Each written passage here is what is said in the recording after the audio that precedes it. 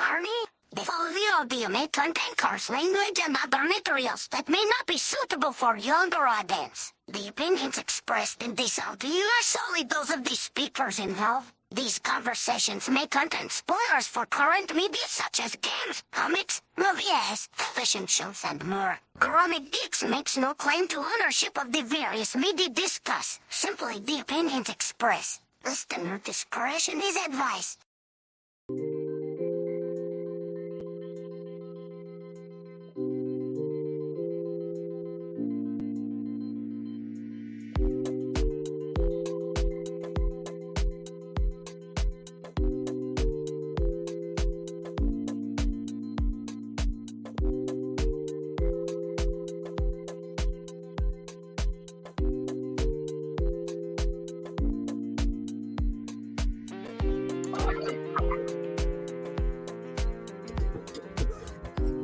Welcome.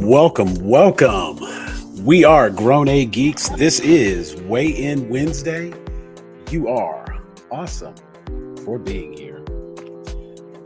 Our show tonight, we're going to do an animation and cartoon special. We're going to highlight just some cartoons, some animated films and TV shows that we enjoy, we recommend for various reasons. And we're going to shy away today from anime and adult animation. So no Archer, no Big Mouth, no Family Guy. We're going to talk about the good kid stuff, the fun stuff, the timeless classics.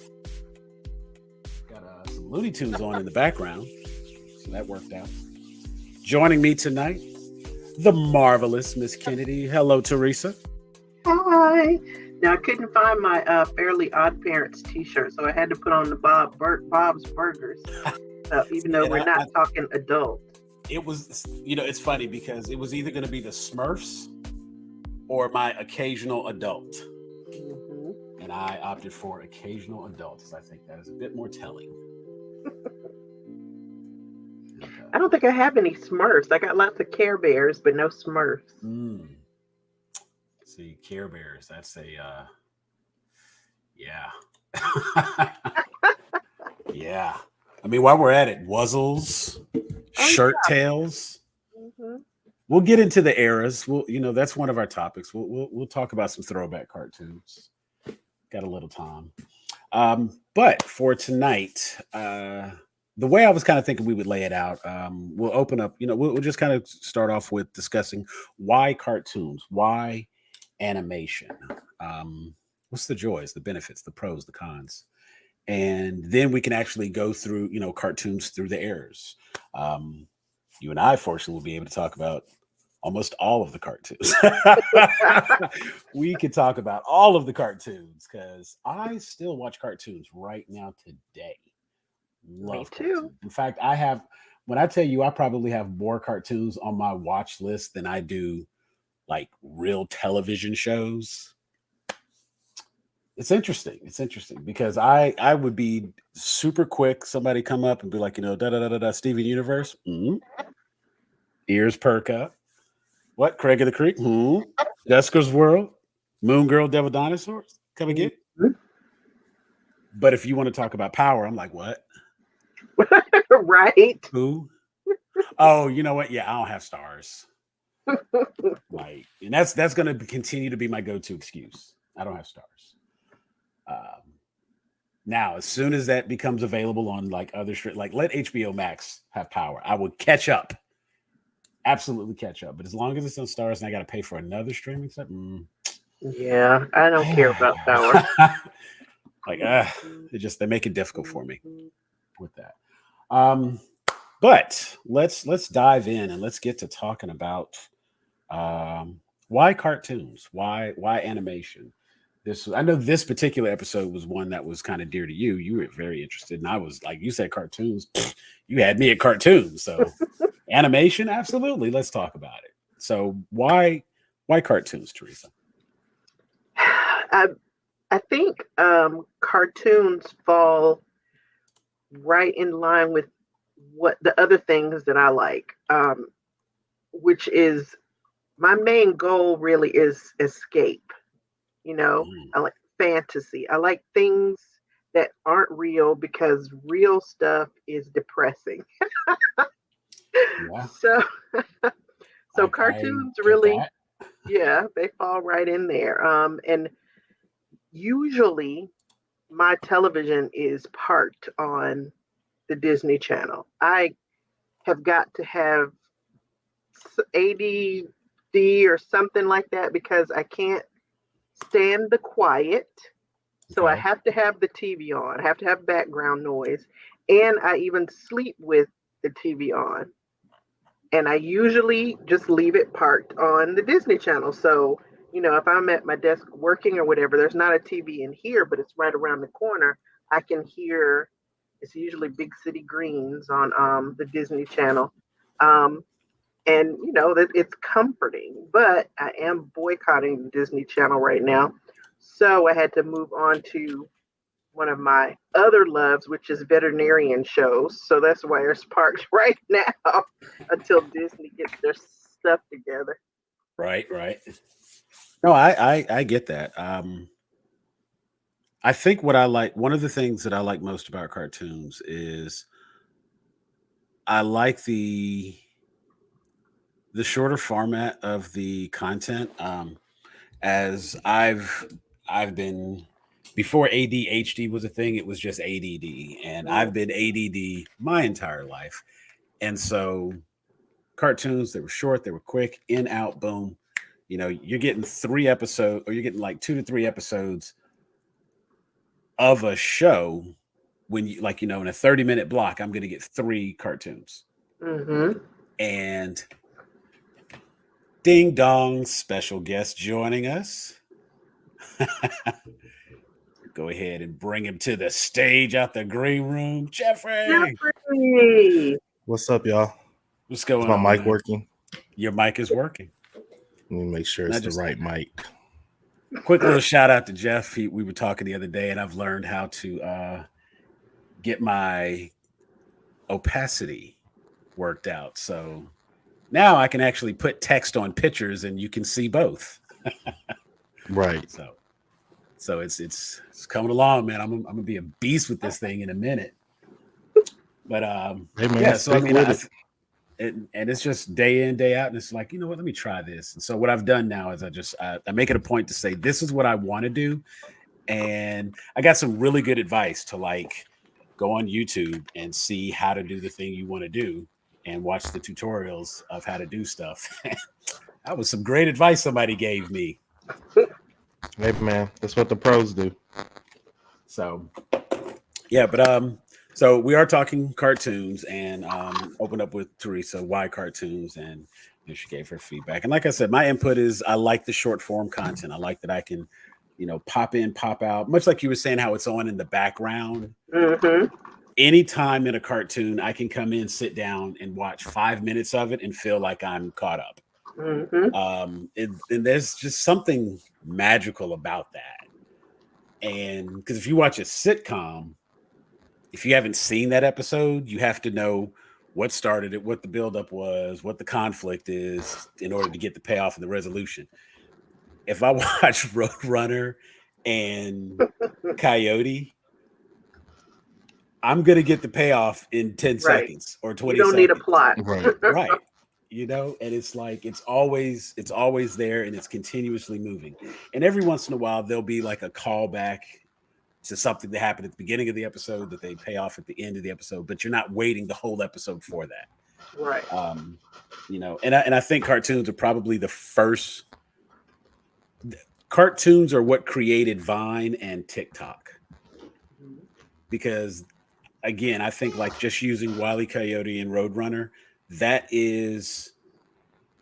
like a 4-minute clip of TikToks. Those antics, there's like 6 different scenarios, and if you just watch one scenario, it's about the length of a TikTok. And boom, I could watch that. I could get up, go do something, come back, and when the next episode of the next cartoon comes on, we're on to the next one. So it's like scrolling before I had a phone to scroll on. Jeffrey, why cartoons? Why animation? I I've always loved art. And I think that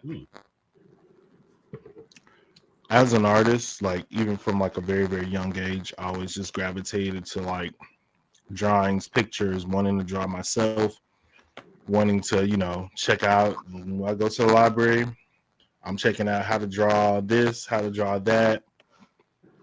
I'm drawing all over whatever paper I can get my hands on in the house at the time. And I think, cartoons really were my biggest exposure to art as a kid.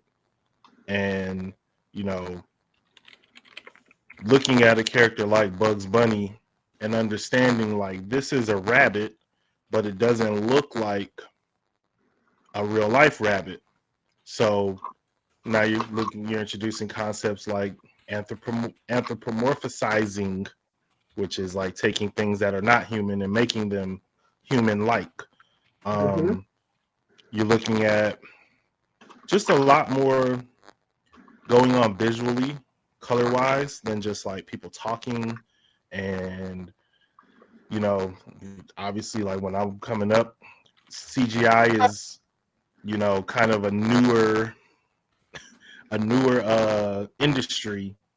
And now what they can do with CGI is crazy and out of this world. But before, when you wanted to see some really amazing things, you had to watch cartoons to see fighting robots, and you had to watch cartoons to see superpowers and talking animals and all those things that you read about in books as a kid. To see those things quote unquote come to life had to be done through animation. And I'm coming from the heavily the late 80s, early 90s, where cartoons are basically just marketing devices for toys. So it's like I'm seeing all the cool toys, and now I'm getting to watch the stories behind the toys that I want to buy from Toys R Us, or I go to my cousin's house and play with. And like the cartoons are giving me understanding and backstory behind these toys, and making me kind of care about certain characters, and making me say like, well, this is why I want to pick Optimus Prime, or this is why I want to pick Storm Shadow, or this is why I want to pick this toy specifically because of the cartoon. And this is why I don't want a Cyclops action figure, because on the cartoon, Cyclops is a chump. And I think that because it is seen as a child's medium, a lot of the beauty, a lot of the talent, a lot of the storytelling is overlooked in a lot of cartoons because the medium is disrespected. But really, when you think about some of the best series in television history, if you're being fair and including animation, there's going to be a lot of animated series that are right up there at the top. There's a lot of animated series where if I took this and did it correctly with the right actors, you would love this. Like, that's why so many cartoons are being made into like real life movies now, because those stories are actually like very, very good stories, and they're stories that lend themselves to being shown on screen. But the limitations kind of put a damper on like how those stories could be told. And now that some of that is catching up, unfortunately, you're seeing that like some of the cartoon magic doesn't always translate to real life because of the expressiveness of voice actors, who I think are actors who get overlooked because you only hear their voices. But there is a power in being able to convey, like hearing Kamehameha on the cartoon versus seeing somebody have to say it and act it out. It's two different skill sets, and it was not done well the time that we saw it. But we know that that's a powerful line. We know, one of my favorite cartoons, Avatar: Last Airbender. The trailer for the new show just got released. I'm hopeful for it, but after the last movie, I don't care if they got the visuals right. What I realize is, are you getting the story and the heart of these characters right? Is Aang a happy person? Is he full of joy like he is in the cartoon? Are you able to convey that? Or are you just going to be saying lines and trying to make me visually tie back to what I loved about the cartoon? So I think cartoon, like real world, there's a lot you can do with CGI, but cartoon gives you such a variety because you got art style, you got color palettes, you have mediums because there's hand-drawn animation, there's computer animation, there's 3D animation, there's all types of different animation that you can do and you can experience, and it's just it's a wide range. And so I can go to animation, and then on top of that I can get drama, I can get humor, I can get horror if I want that, I can get sci-fi. Like, animation is just a doorway that opens a lot of possibilities. And I'm always just very fascinated by how two different people can draw the same character two different ways, and two different writers will write one character two different ways, and two different voice actors will express for a character in multiple different ways, as opposed to, like, I don't really want to see nobody else play Iron Man except Robert Downey Jr. for about another 20, 25 years. Heaven, Lord willing, I make it that long. I don't want, I'm not trying to see everybody's interpretation of a live action Iron Man. But I'll take a few different animated versions of Batman and such. But you mentioned when you were talking about how two different people can draw something and have two different visuals. There is that art style, and not only are there all these different but all these different methods of animating, of drawing, of the cartoons. You have all of that, but included with that, you have art styles. Alex Ross doesn't draw like Jim Lee, doesn't draw like Romita, and so it's like with all these people drawing their way. One of the things that I really like to see, and as an artist, you can probably tell me what it's called, but I see them, and every time I see them, I love them. I don't care what version it is, who does it, and what the occasion is. But I love when we get to see somebody drawing in all the different styles. Mm-hmm. The same character in different. Yeah, I love those too. And to me, that is there's a lot of things that happen with that. One, the talent is amazing to be able to, and you pick out certain things, and it's like, okay, obviously, Futurama and The Simpsons look very similar, and of course, that's Matt growing. You know what I'm saying? So you have that art style, but then you could take a character like, we'll say, take Leela or Bender. If you took one of those characters and you drew them in the Futurama style, and then you're going to draw them in the, like you've got it on Bob's Burgers style. Then even if we just look at the background here, if you drew it in the Fairly Odd Parents style, if you drew it in the Gravity Falls style, if you drew it in the Disney style, the Hanna-Barbera, so it's like you start to see these very specific types of artwork, and that becomes associated with what you're viewing. And when you see something else in that art style, sometimes as an homage, it's to me, it's an amazing talent for someone to be able to do that. And not even like, copycat, but just like the fact that a person might be able to specifically do 4 or 5 different styles. It's always impressive. It is a talent, and I think that that's something that I think a lot of people don't realize is very, very hard to do. Like, it's easy for you to be like, I'm gonna do Ninja Turtles. Sorry, is that me? I'm like, I keep hearing like, you sound better to me. Okay. I feel like I don't know. I feel like somebody's talking in the background. I don't know if it's coming from almost like a phone. And like back in the day when your cordless phone would pick up the neighbor's cordless phone and you had to change the channel. Yeah.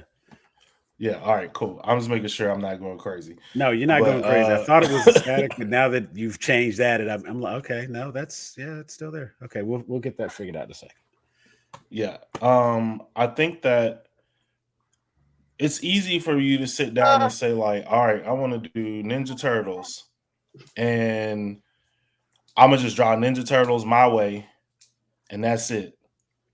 Right. It's not that easy for somebody to come in and say, this is the character model, and you need to draw all these Ninja Turtles this way, but also they need to be fighting, and they need to be expressive, and they need to do this, and they need to do that, and they need to look the same way on episode 1 and episode 15 and episode 35.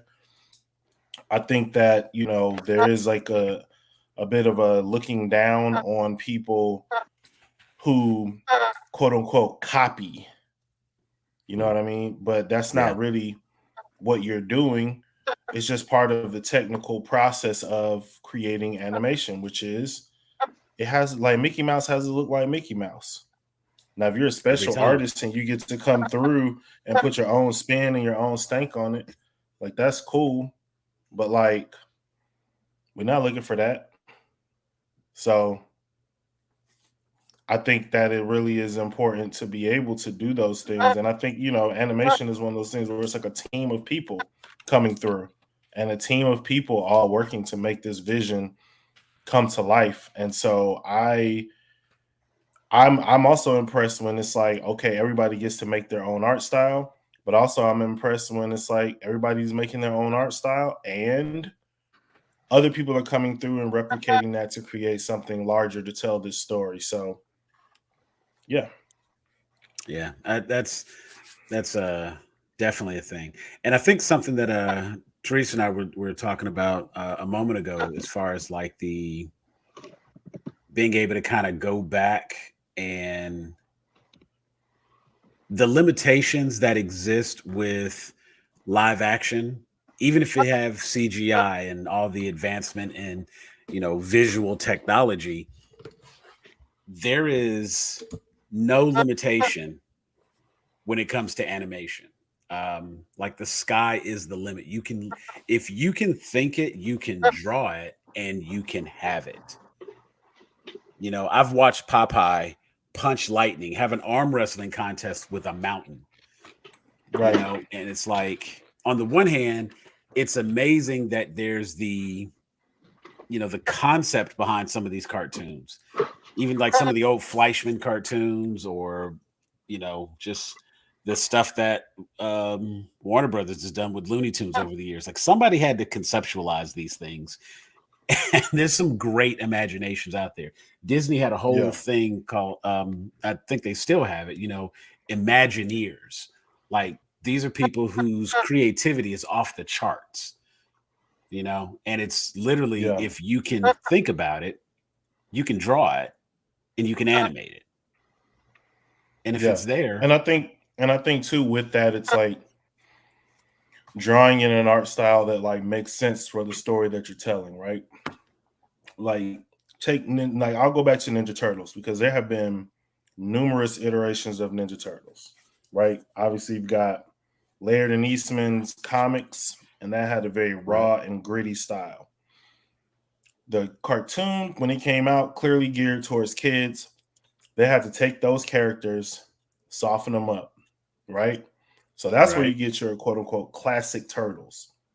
Then you have a few cartoon iterations where it's like you got the one where it's really more mature kids focused, and so they look meaner and they're tougher because they're going to be fighting a whole lot more on this show. Then you've got the CGI one that was on Nickelodeon, where it's like they're blocky and they're clearly made for preschoolers because we need to make toys that are going to sell to preschoolers. Then you've got Mutant Mayhem, where it's like this is kind of this grungy, grimy sewer story, but it's also for kids. So it has basically everything in the movie looks and feels like slime, right? That's all different interpretations of the same character, but those interpretations also lend themselves to the way that those stories are being told. Because if you took the Mutant Mayhem Ninja Turtles and tried to have the same episodes as you did in the classic Turtles, that doesn't really work because it's like, well, why do they look so slimy, but they sound so like crisp and clean and happy? You know what I mean?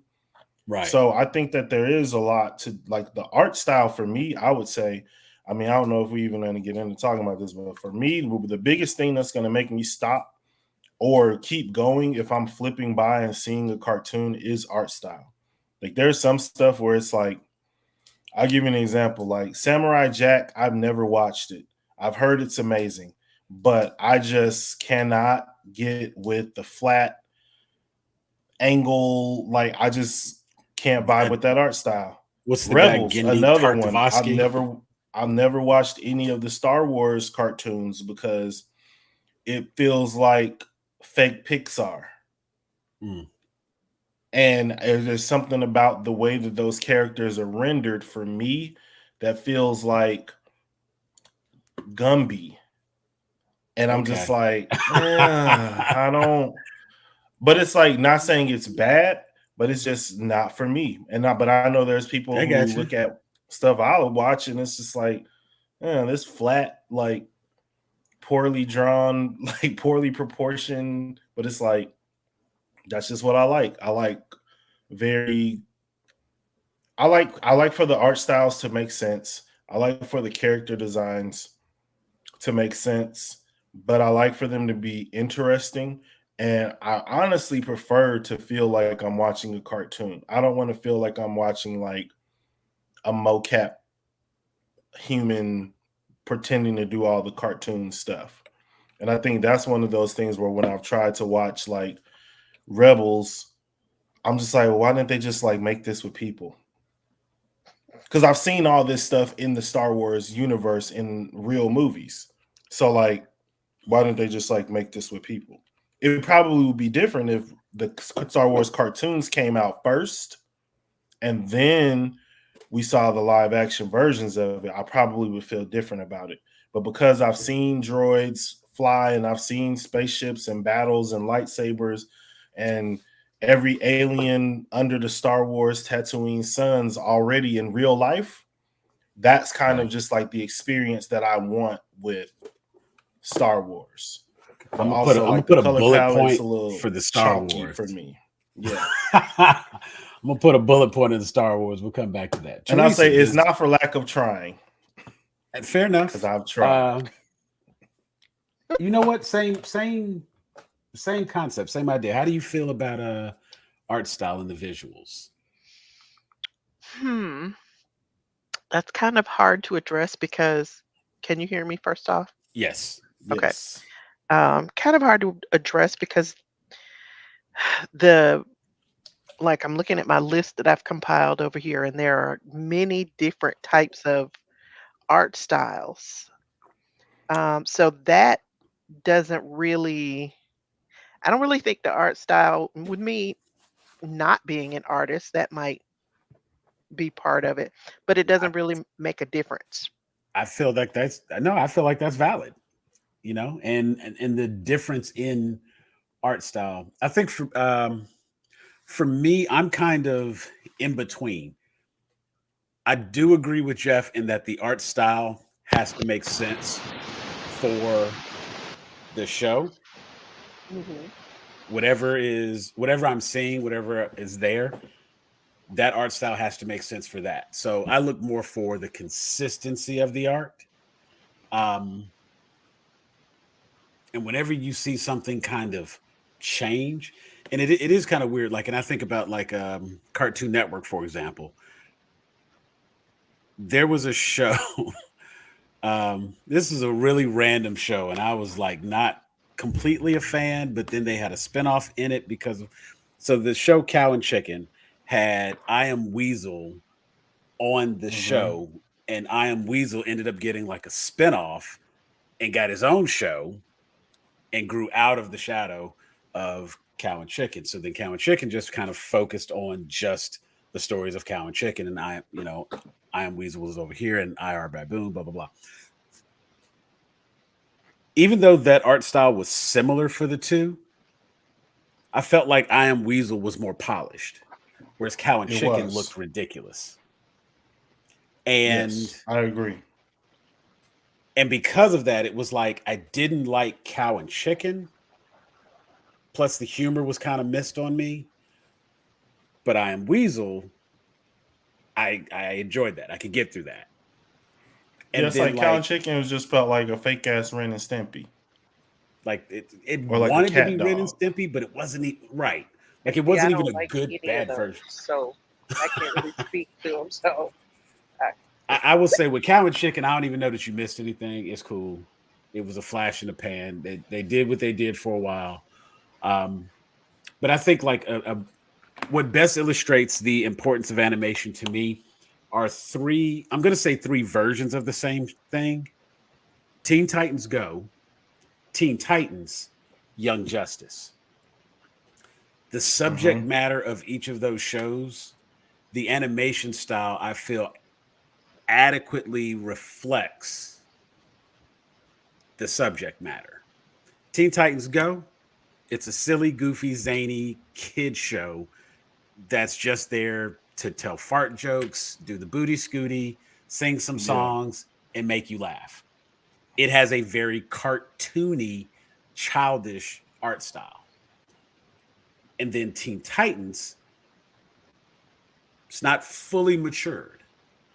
They have their moments where they're anime inspired and they, you know, have the wavy lines and they make the silly faces and like when something shocks them, their eyes get too big for their head and whatnot. It's still silly, but they deal with a little bit more sensitive subject matter. And you know what I'm saying? Because like Robin was obsessed with Slade and Beast Boy wanted to save Terra. And, you know, there's Yeah. things happening that are starting to get into the early teenager years. And we're seeing the show kind of develop with that. Then you get into Young Justice, and this is animated reality, if you will. We're supposed to believe, I mean, granted, it's still fantasy, but it's supposed to be like these are real people, real aliens dealing with real situations. You know, at this last season, Outsiders, we had Miss Martian and Connor were engaged and weren't going to Mars for the wedding. Events happen. Yeah. And now we're looking at Beast Boy go through like prescription sleeping pills, kicking his girlfriend Yeah. out of his place because all he wants to do is sit at home in his room. Miss Yeah. Martian stops pulling her punches because she's a little upset. Like we're seeing people deal with things, and these are like young adults now dealing with real problems. So that animation style had to be a little bit more mature for that. And you know, shout out having Black Lightning come in as the mentor figure as one of the outsiders, OG outsider, yeah. And each one of those art styles is appropriate for the show and the story that's being told. And I think that is absolutely important and is something that should at least be considered when you're making different shows, which is why that art style, Teen Titans Go art style, doesn't work for everybody. Doesn't work for And I Thundercat. think even when they would like deal with some of the same issues on those shows, like the way they handle Terra on Teen Titans Go is very different than how they handle Terra on Teen Titans. You know what I'm Right. saying?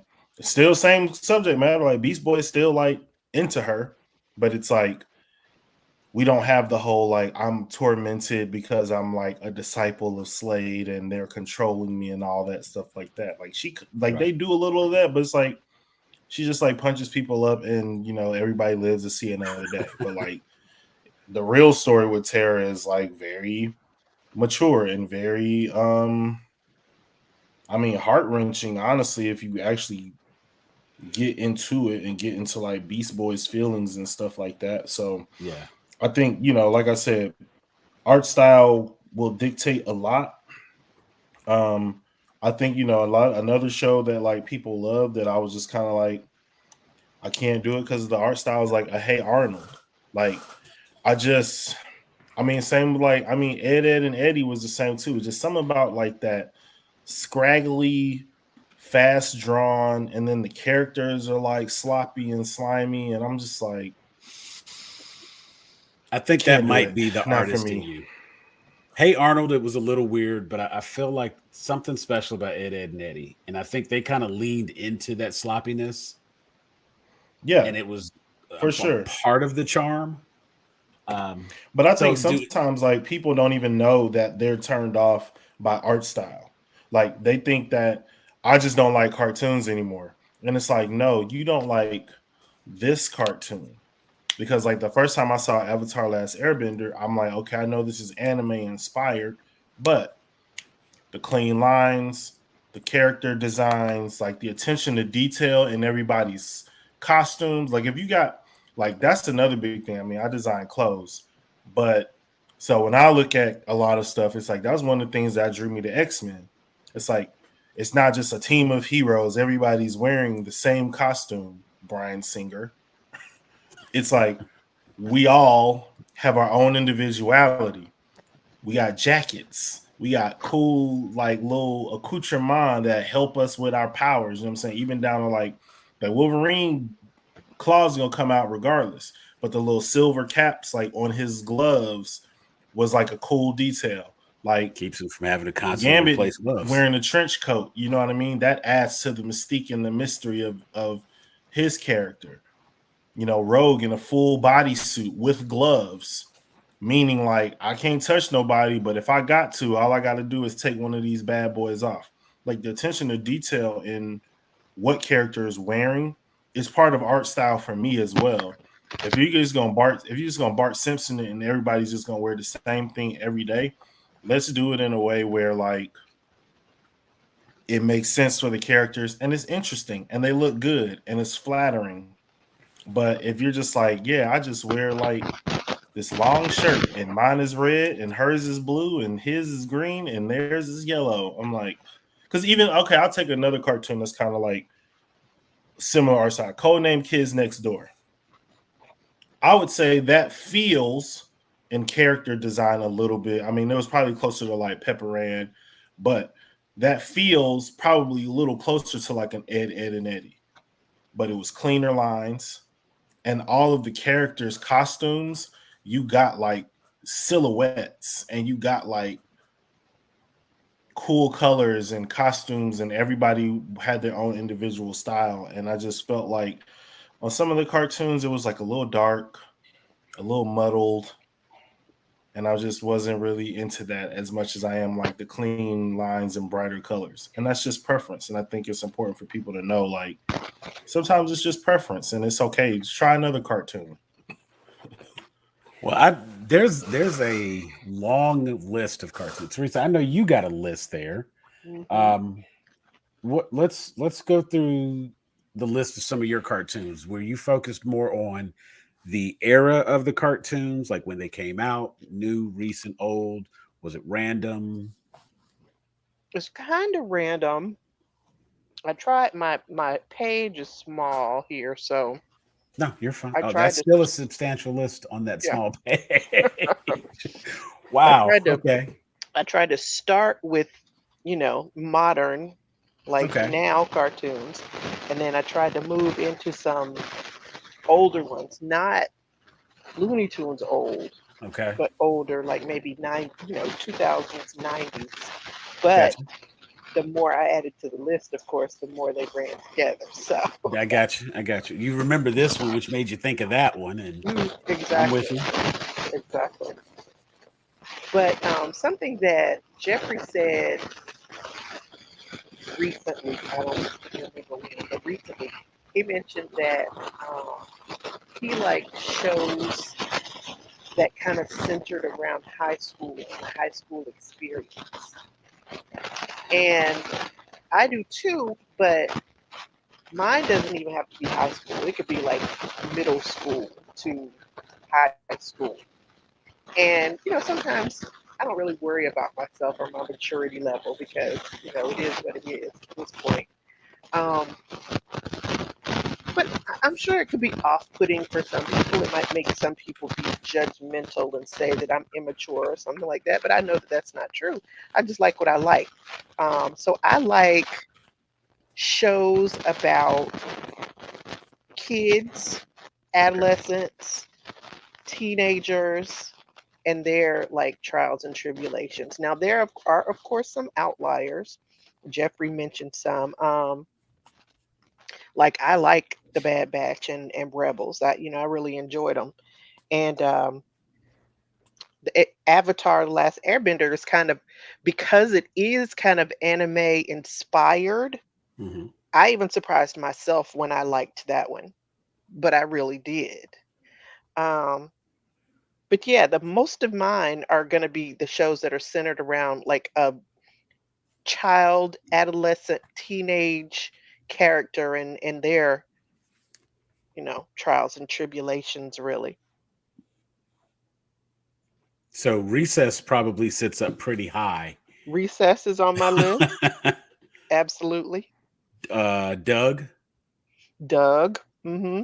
Okay. Um, Jeff said Pepper Ann. Is that one on there? OMG. I adore Pepper Ann. I absolutely adore Pepper Ann. And her show also has one of the most iconic theme Theme songs. songs. There was a show called, I think it was called Fillmore. Fillmore. I loved that show. Fillmore is so underrated. It's so underrated. Yes. Have you seen Fillmore, Sam? You see, I'm like, let me get my pen. Sam, as a fan of psych and procedurals, you will love Mm-hmm. Fillmore. It's like a cop show, but like they're school patrol Mm-hmm. kids. So like he's solving like middle school crimes that are happening, like somebody vandalized the bathroom or who stole the other school's mascot and stuff like that. And There's a a very black kid. iconic scene that's around that where he's breaking up with this girl and he told her chicken was dry. Wait, okay, hold on. This has to be found right now. He's like, that chicken was dry, real dry. You sound just like him. You know who the voice is, right? Mm-mm. Orlando Brown. Nope, I did not know that. Didn't Yeah, realize that. this is when he was, you know how Disney do. They get everybody plugged into to multiple streams of income. Right. Okay. You know what? And just the fact that it's Orlando Brown's voice, yeah, we're gonna check this out. That's a good one. You have to check it out. It's Middle kind of school. reminiscent of a Recess, with it being the Mhm. school. Now, the okay, so oh yeah, okay, cool. Okay, Disney Plus. Yes, all right, good. All right, that was added, so we're gonna put that on the list. What you got? So that would fall into the young teens, adolescents. We here at the show, grown A Geeks. I will say it's this Weigh In Wednesday panel right now. We're advocates for Craig of the Creek. Absolutely. That Yes. is without a doubt one of my favorite cartoons that's been on television. I like the Mm-hmm. family. I like the dynamics. I like the stories. I like the friendships. I like the commitment to the world that has been built inside this show. Mm-hmm. I like that they have literally sat down and said,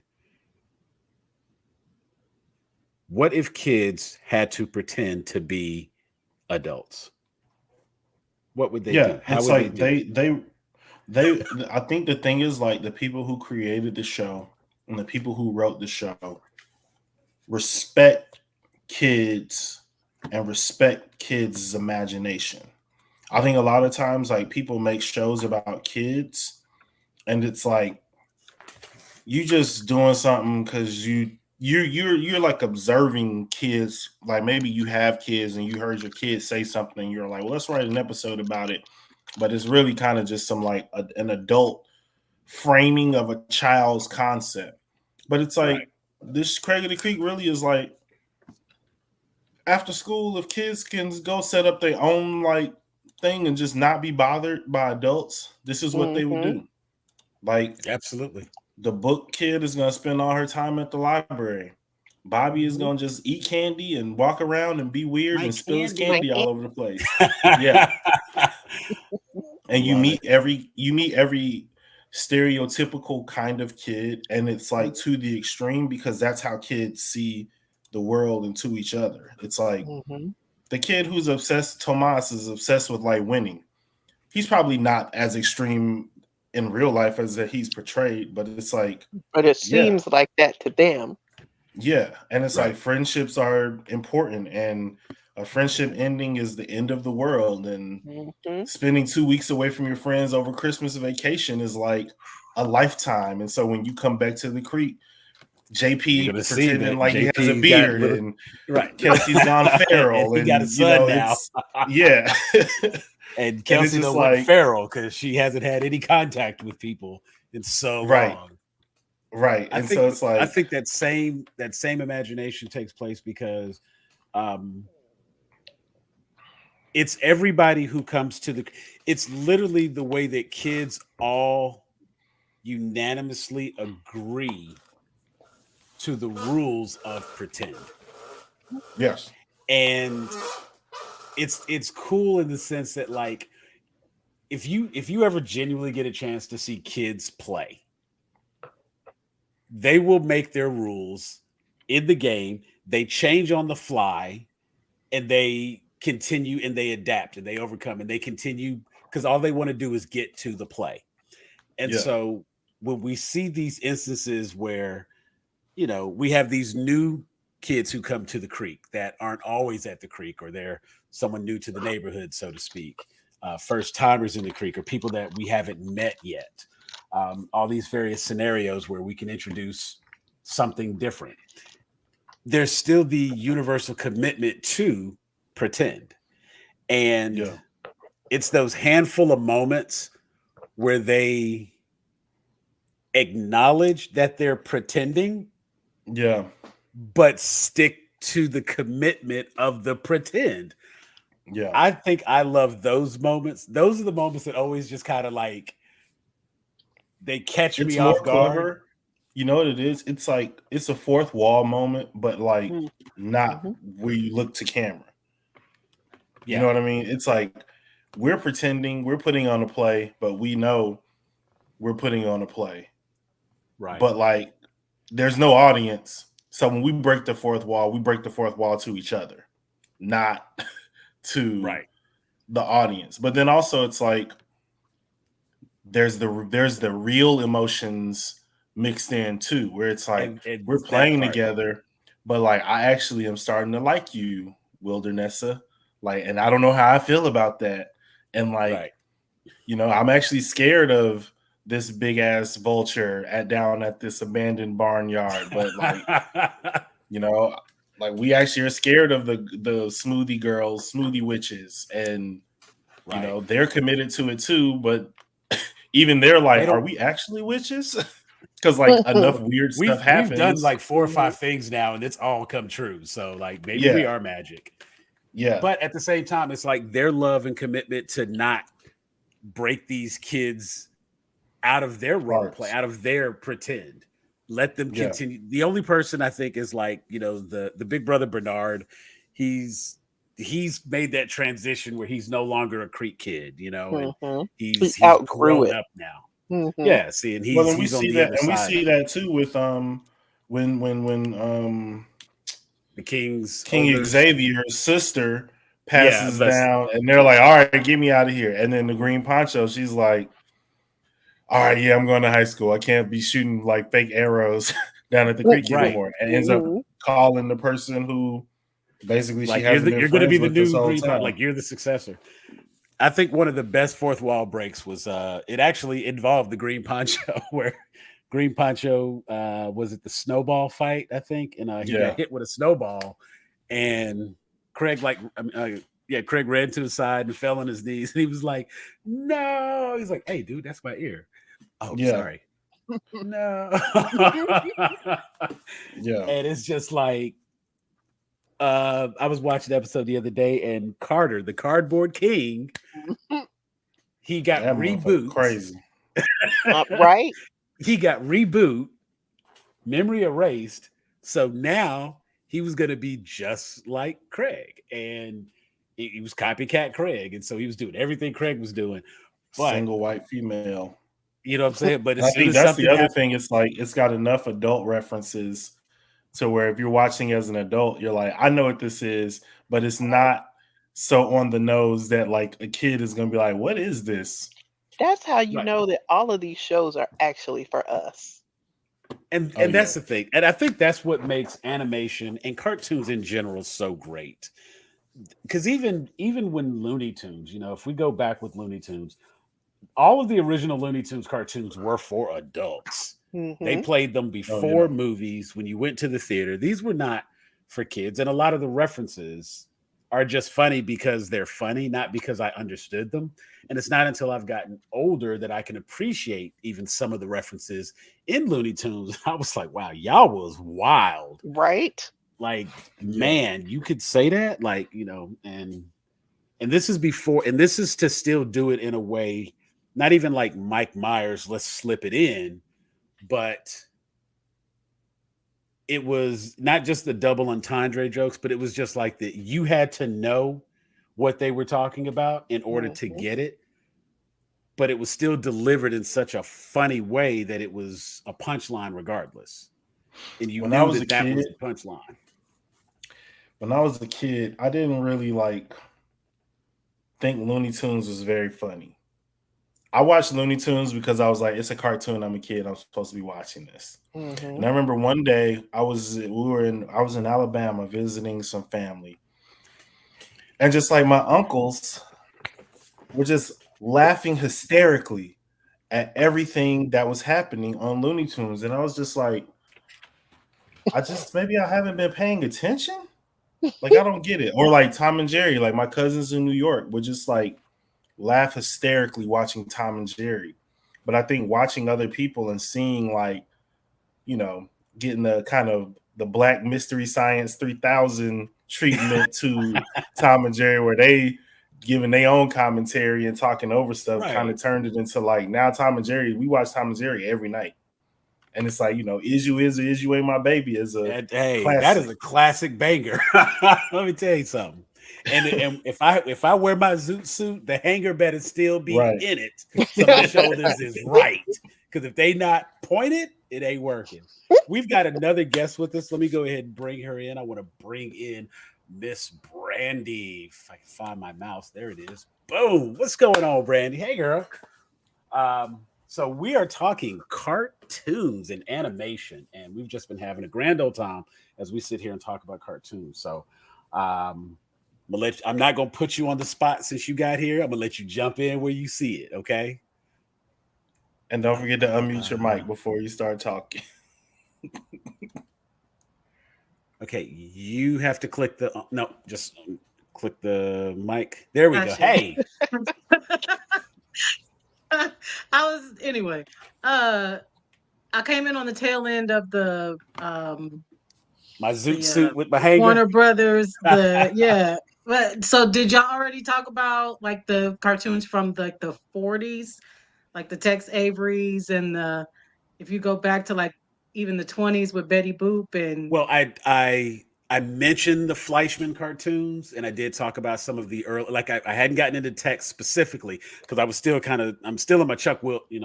Like Looney Tunes is my thing. I got Looney Tunes on in the background, so Yeah. I'm all about the Chuck Wilson that whole era. Tex Avery is on the other side of that, and before he Absolutely. came in, so we're right Merry there getting the Melodies. eras. Those are the So ones that I Merry love because those are the Melodies. ones that are just insane. Yes, Like remember the ones where it's like they would go to the library and all the books would come to life and it would yes. be all Mm-hmm. they just had like Now, that's back when they had like the hard stuff and the actual medicines. I think that they were just yes. those I mean, and now videos. I absolutely mentioned that there's something about the creativeness and the imagination that these people who are cartoonists have. Like they clearly see the world differently. And being unbound with your imagination, because if you can draw it, you can do it. I feel like that's what a lot of directors for cartoons say. You can draw it, do it. Go ahead. Yeah. You want to do a whole cartoon about a bee trying to marry a fly, but the fly has to get a tuxedo and show up to marry the bee, but the bee gets captured by a spider. Now the fly has to beat the spider. You know what? Do it. I Have don't at it. care. Just you know what? If you can have it on my desk by Friday, we'll run it. And I feel like that's how some of these cartoons, especially like the black and white Looney Tunes cartoons, I feel like that's how some of those got through. But nobody actually watching and seeing this is Leon Schlesinger. Yeah. It's some wild stuff. Like And it's back just like then, super random. all of them, Bugs Bunny, Daffy, they were all completely insane. Like not like, Yeah. oh, like Bugs later on became very suave, very sarcastic, very like Clark Gable, almost Cary Grant-ish. In the Right. beginning, crazy. Oh yeah. like, And you know what's funny? I'm trying to remember where what I was reading. I was reading an article and it was actually talking about like the evolution of Bugs Bunny. And of course, it was like, ooh, yeah. something about cartoons. I'm going to read this. And I was reading this article and it talked about how there was one rule for Bugs Bunny. Bugs Bunny started out like they, at some point, I forget which person it was. I think it might have been one of the Chucks, I think maybe Chuck Jones, when he came along, the rule became Bugs Bunny was not a bully. Okay. But at one point, Bugs Bunny was the antagonist. Like he would be the one starting everything up. He would Yes. just be like, oh, I'm going to go mess with this guy because I'm going to go pick on this person. And like you see, there are some cartoons out there still where you can see everything bad that happens is because Bugs Bunny was a jerk. And then later on, it kind of became something He's trying to happens get out to of these him, situations. Right. and now he's just retaliating, defending himself against what's happened to him. And that's where, of course, this I means was war. just getting ready to say that. Any Absolutely. opportunity they have to slip that line in, and that's when he's about to turn up.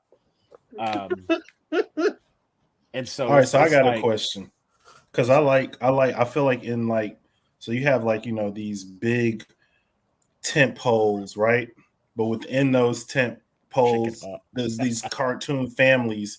I feel like everybody has like their character, whether it's like, so in Looney Tunes, everybody has their Looney Tunes person, and then in Hanna-Barbera, everybody's got their Hanna-Barbera stuff, and same with Disney, same with, I mean, anything. Yeah.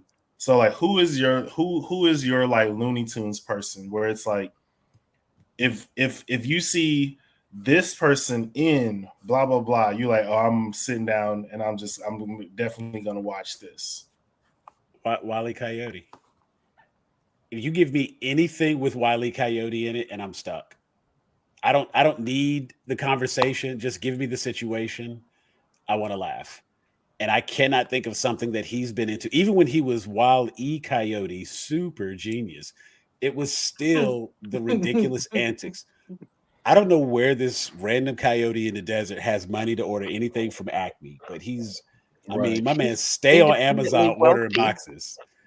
You know what I'm saying? Just stay on Amazon. And then on top of that, like he's always building stuff. He's constructing, like Wile E. Coyote is perhaps he and Roadrunner together. Those are the great. I could literally do just season after season after season of Roadrunner and Wile E. Coyote.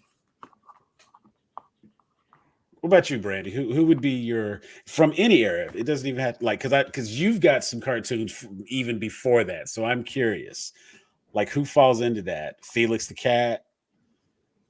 From what's the other one? Baby Huey. Nah, okay. From Warner Brothers. I have to say probably Daffy, because I like the older Daffys that they used to team him up with Porky Pig, and yeah, I like his smart mouth. Like before they made him a buffoon, Daffy was just terrible with his mouth. He was reckless. He just didn't have no boundaries, and yeah, so he would be my favorite, probably. I'd like Daffy before Bugs. Yeah. And I think that's the one you're referring to, when he was like the traveling salesman, trying to get Porky Pig to buy something, just like Yeah, the talent agency ones, like Yeah. absolutely. That's the problem. I can only do it once. Yeah. Teresa, who do you have a do you like Looney Tunes, Teresa? Is that It's funny you should ask me that because I'm not the biggest Looney Tunes fan. okay? I feel like I probably watched Looney Tunes because it was kind of the only thing going I in that remember era. that. But I will say that I have a thing for Foghorn Leghorn, but I think that's because Yeah. he's country, you know. I was about to say Foghorn Leghorn was my uncle when I was growing That's up. Okay. Yeah, my he's dad. country, he's My ultra dad legit southern. I'm did an southern, impression. Absolutely. spent a lot of time in the country, so I could kind of relate to him and I kind of heard my people in him. So, Yeah. And you know what? I think it's safe to say if anybody didn't know this, I'm just going to clue you in. Foghorn Leghorn was absolutely black. Like, you know what I'm Yeah. saying? Right down to like watching him when Red came to town, his college football buddy. Like, obviously, these boys played college ball together.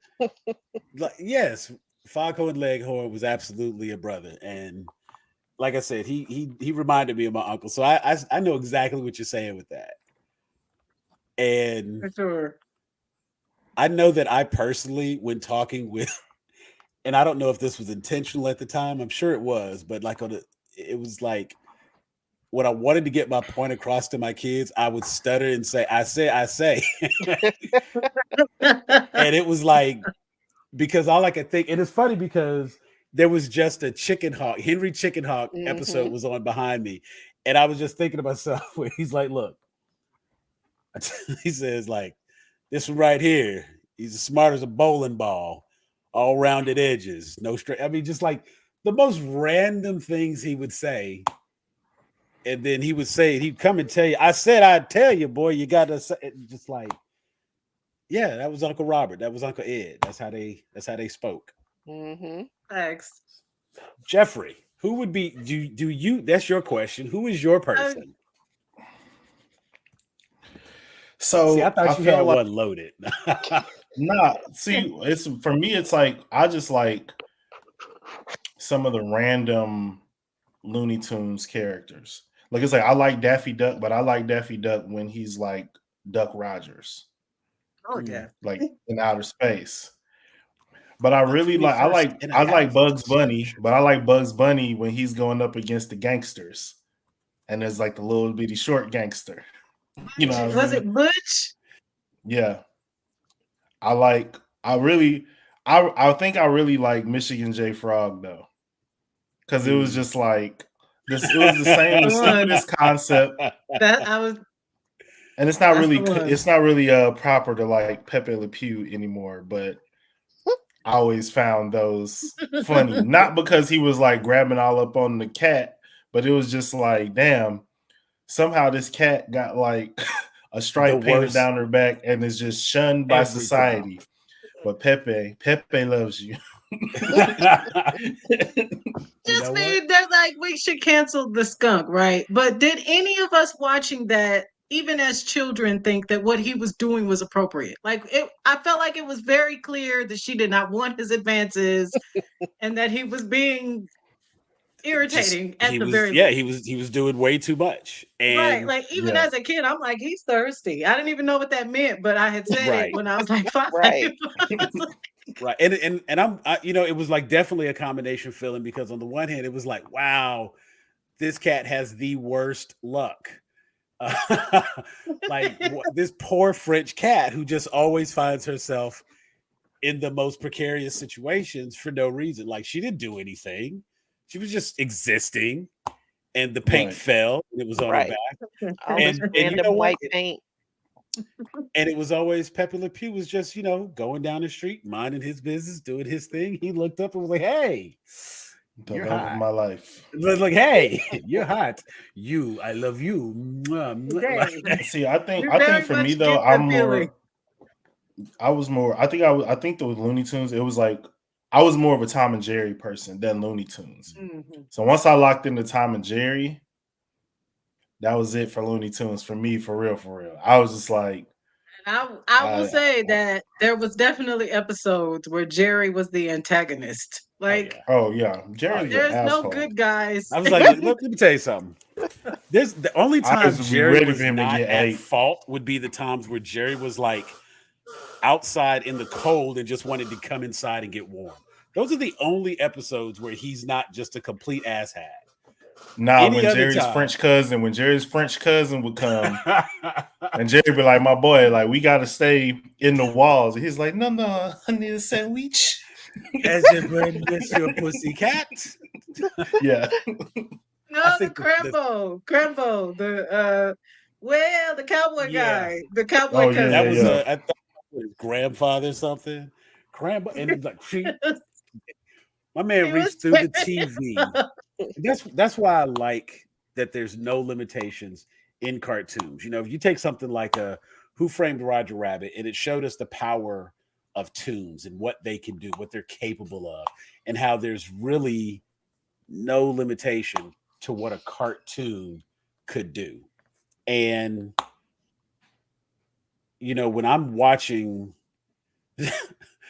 you know what? And I've seen this in two different instances.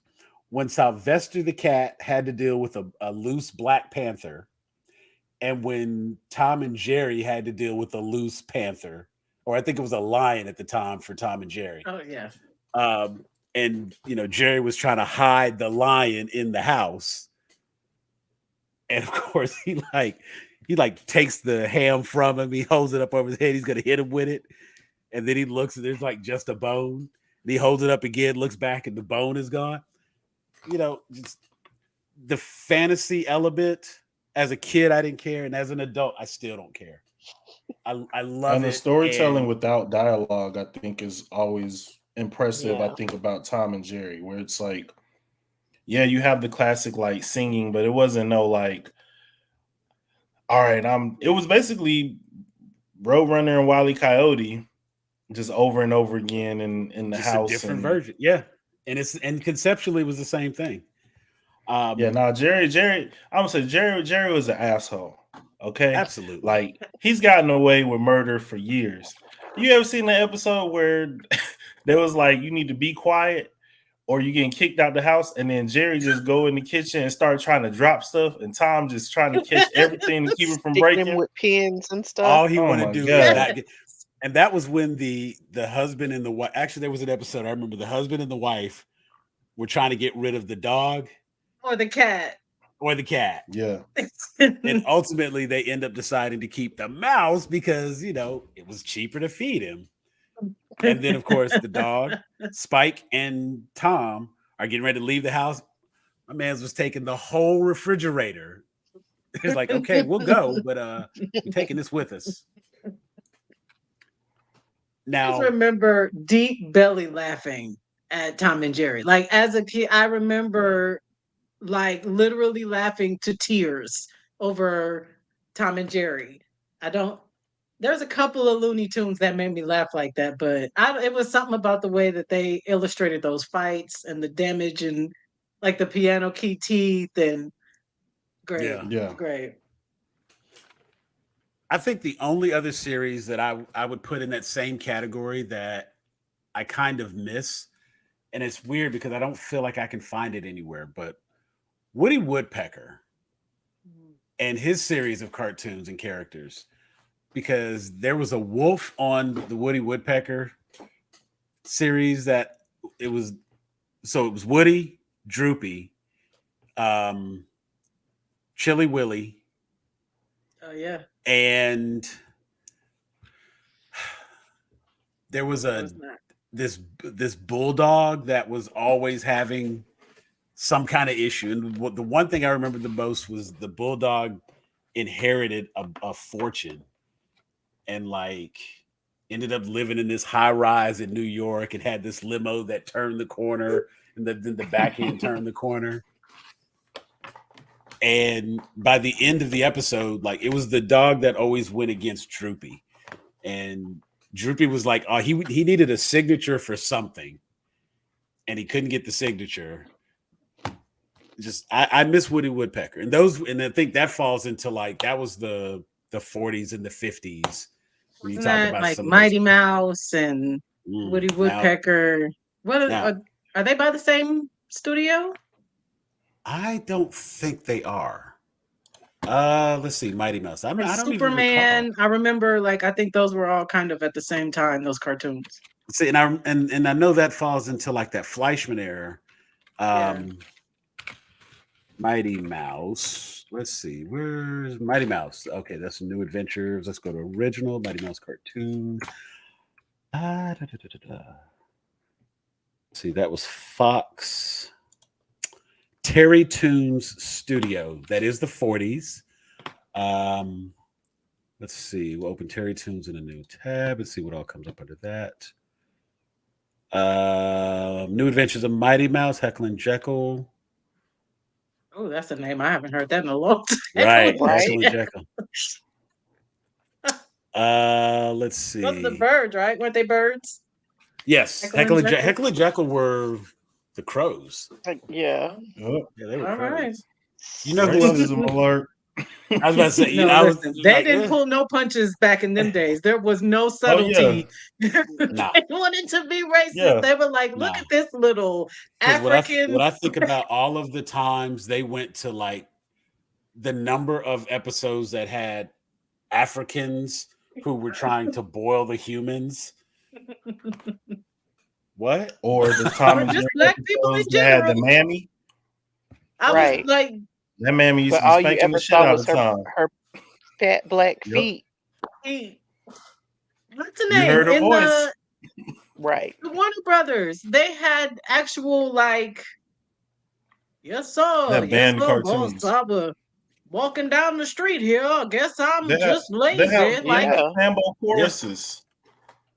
The little the bird, Asian the little owl. stereotypes. You know the little owl, the one that I like to sing about Oh, the yeah. sun, and you Right. know you know the name of the owl, Owl Jolson.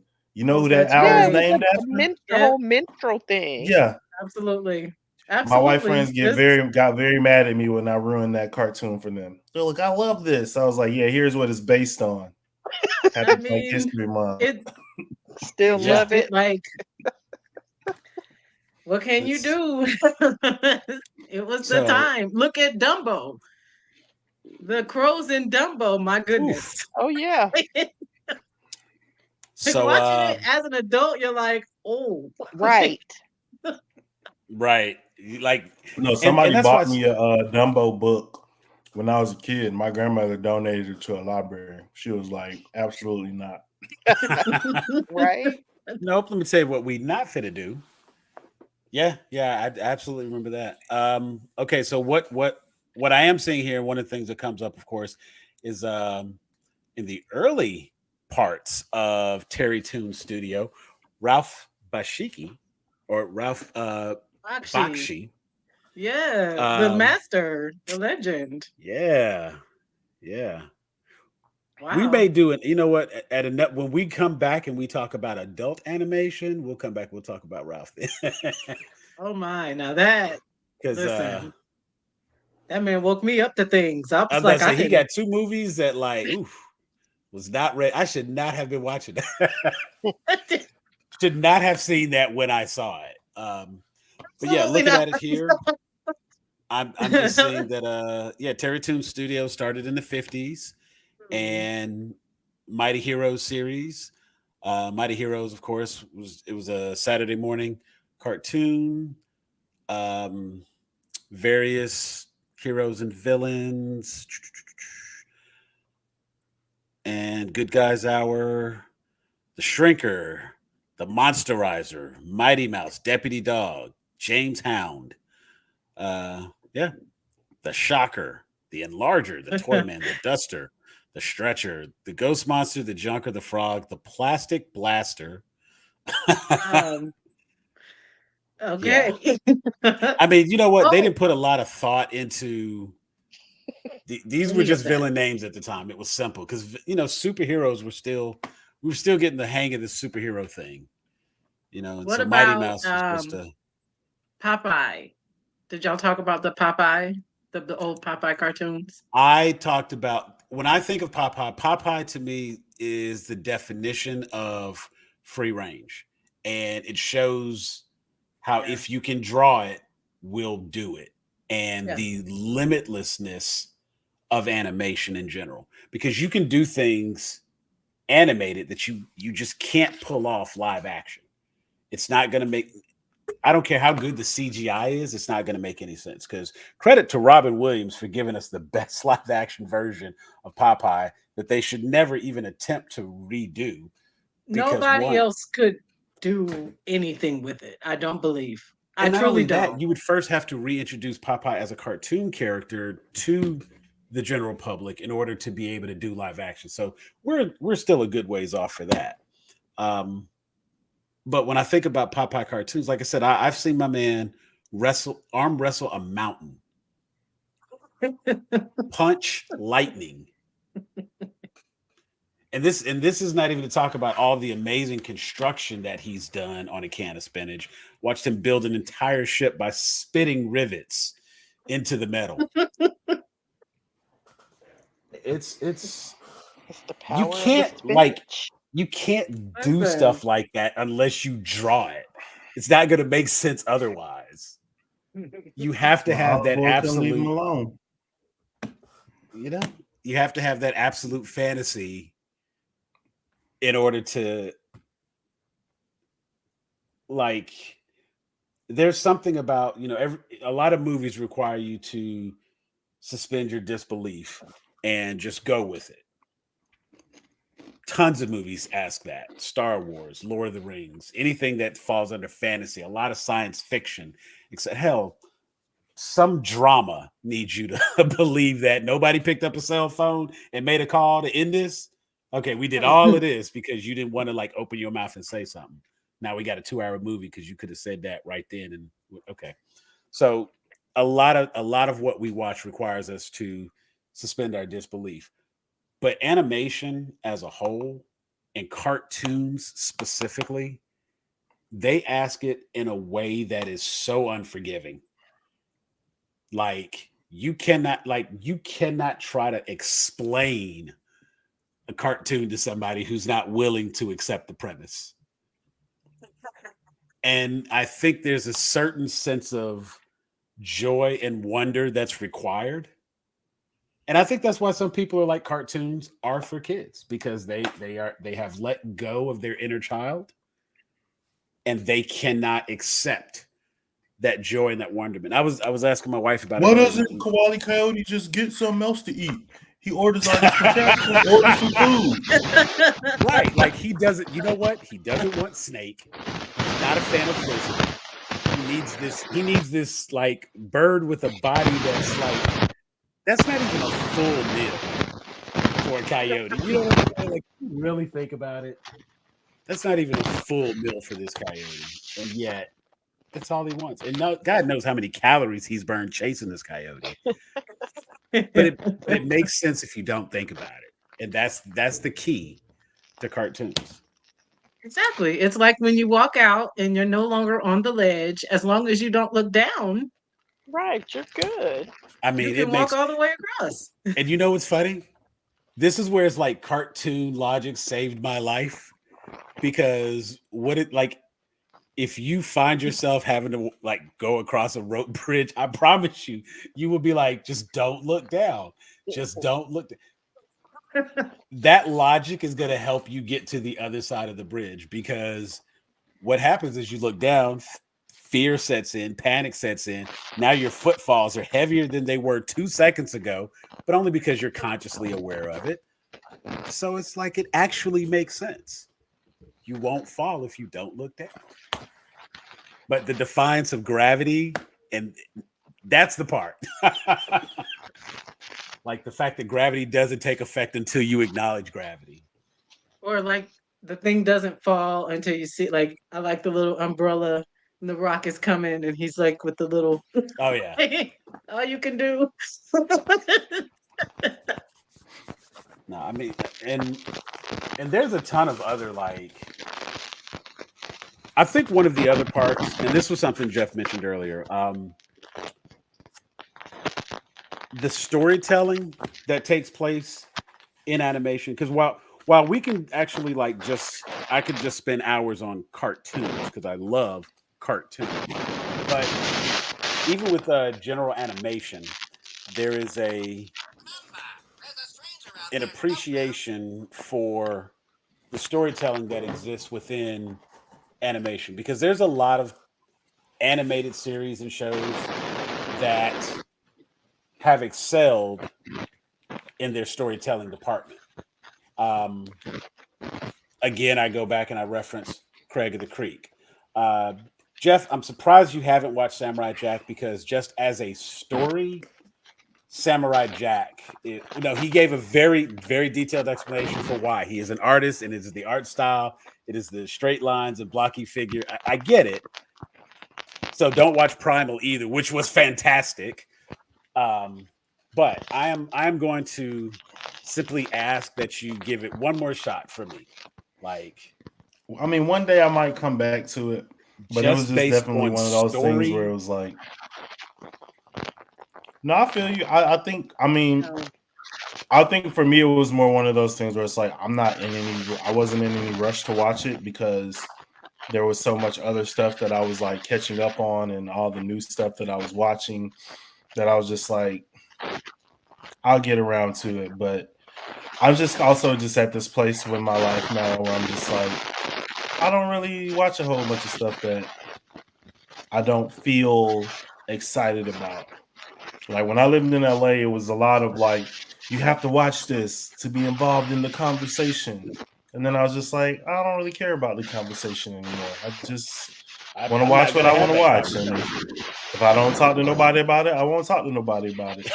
And that's cool, because I'm watching it for me, not to be part of some larger conversation. But I mean, I truly want, I mean, I don't want to like miss out on something that's truly good. But I do think, like, for me, it is just one of those things where it's like an art style will just turn me off to a cartoon swiftly, and I can't do anything about that. I can't. And maybe I'll put it on in the background, and it can be in the background like while I'm working, so I'm not like focused on it and like looking at it. But then that also kind of, for me, defeats the purpose of animation, because I'm like, I'm watching a cartoon because I want to see a cartoon. And yeah. Nah, Jack is maybe not a one of these background days. show. There's episodes where not a word is spoken, and it's just the episode.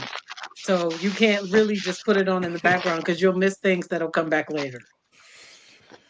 Well, I will say, though, again, from a storytelling standpoint, it is one of those standouts, because here's a show that is near and dear to my heart that I probably wouldn't have gotten through if I hadn't seen some latter episodes to know that it got better.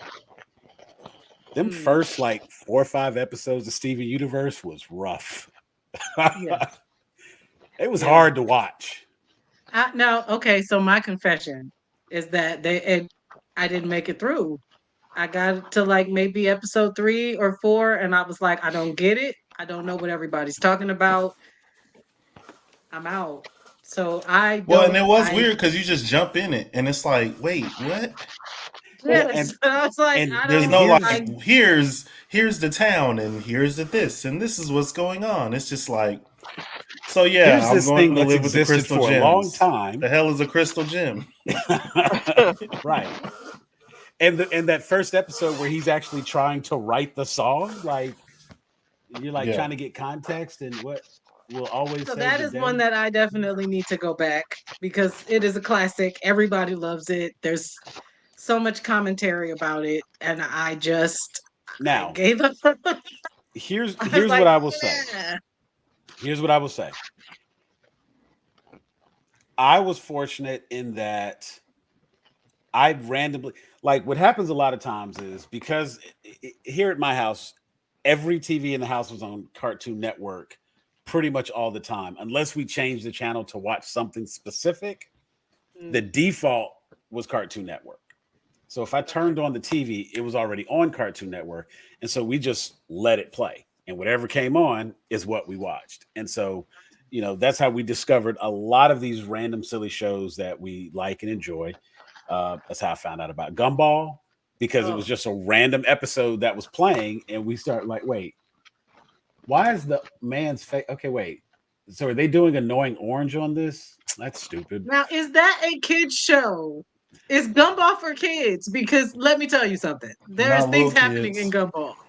It has evolved. And see, I think what happens, and you know what? Let me make a note on that, because I was doing storytelling and that was completely sidebar me, because Gumball is a oof. So yeah. But no, I think the way Gumball works is it has all of the images, the flashy colors, the crazy sounds, the bright lights, and the kids' voices that are going to hold the average 6-year-old's attention. But the Gumball is writing for stoners. in the series, For what? Stoners. Gumball's for what? Gumball's for stoners. Okay, you know what? Absolutely. Sure. Okay. Say regular No, show. that is another show where I'm like, Regular show, definitely. did they go into a room and they just had like, some supplies? 100%. 100%. His brother's a goldfish. Why? You know what? Because he wished it. That's it's just no. I mean, a cat and a bunny got married and had a cat and a bunny. Okay. But in the middle, there the would be bunny these and a rat really are the parents. deep existential episodes, and you're like, wait, what? Wait. That's what getting high is like. Sometimes it's silly, and sometimes you're unraveling the meaning of life. It all depends on what you're smoking.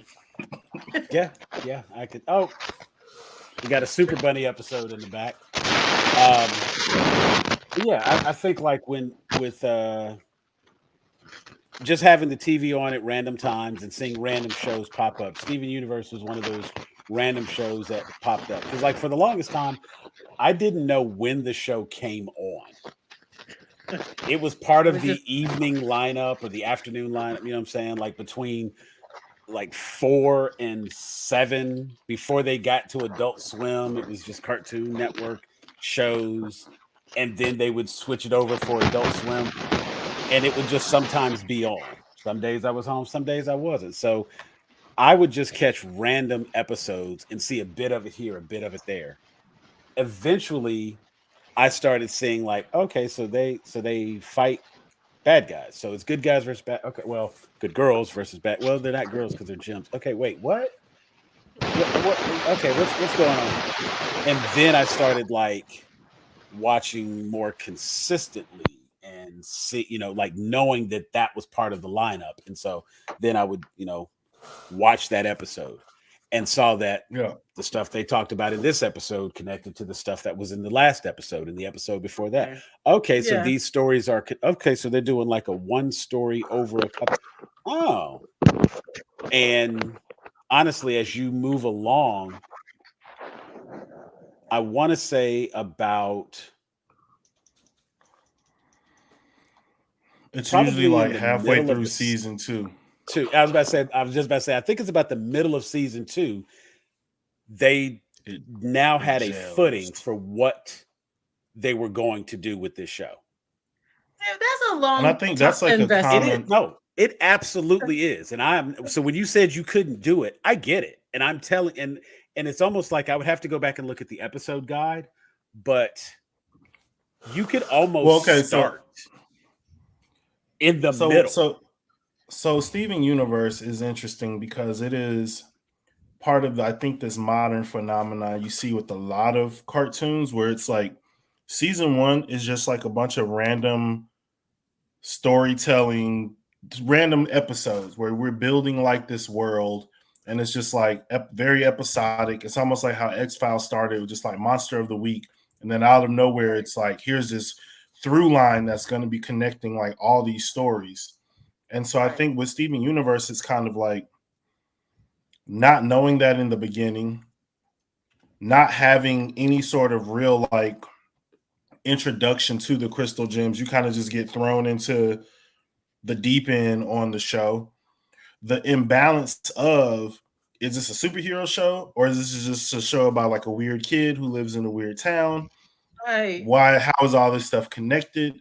And you hearing them talk about rose quartz, and you hearing them talk about home, you hearing them talk about all this stuff where the show seems to be having like this inside conversation, which I feel like makes it different from like Adventure Time or Star versus Forces of Evil or any of these other shows where it's like season 1 is really just like an establishment season, and then season 2 is like storytelling where we're going into the world, we're telling like a larger story, there's like a big bad that we're uncovering their plan, their plot, and all this other stuff like that. So I say the thing that attracted me to Steven Universe was like the emotional maturity of the show. Like, I didn't know what was going on, but it was making me feel feelings. And I was like, I'm gonna come back and see more of this and see. I feel like you don't make a show that emotionally intelligent without like it leading somewhere. And I think the thing that I will say is like that is a show where you need to really have a tone set to understand how the characters react to the larger threats as they come in the later seasons.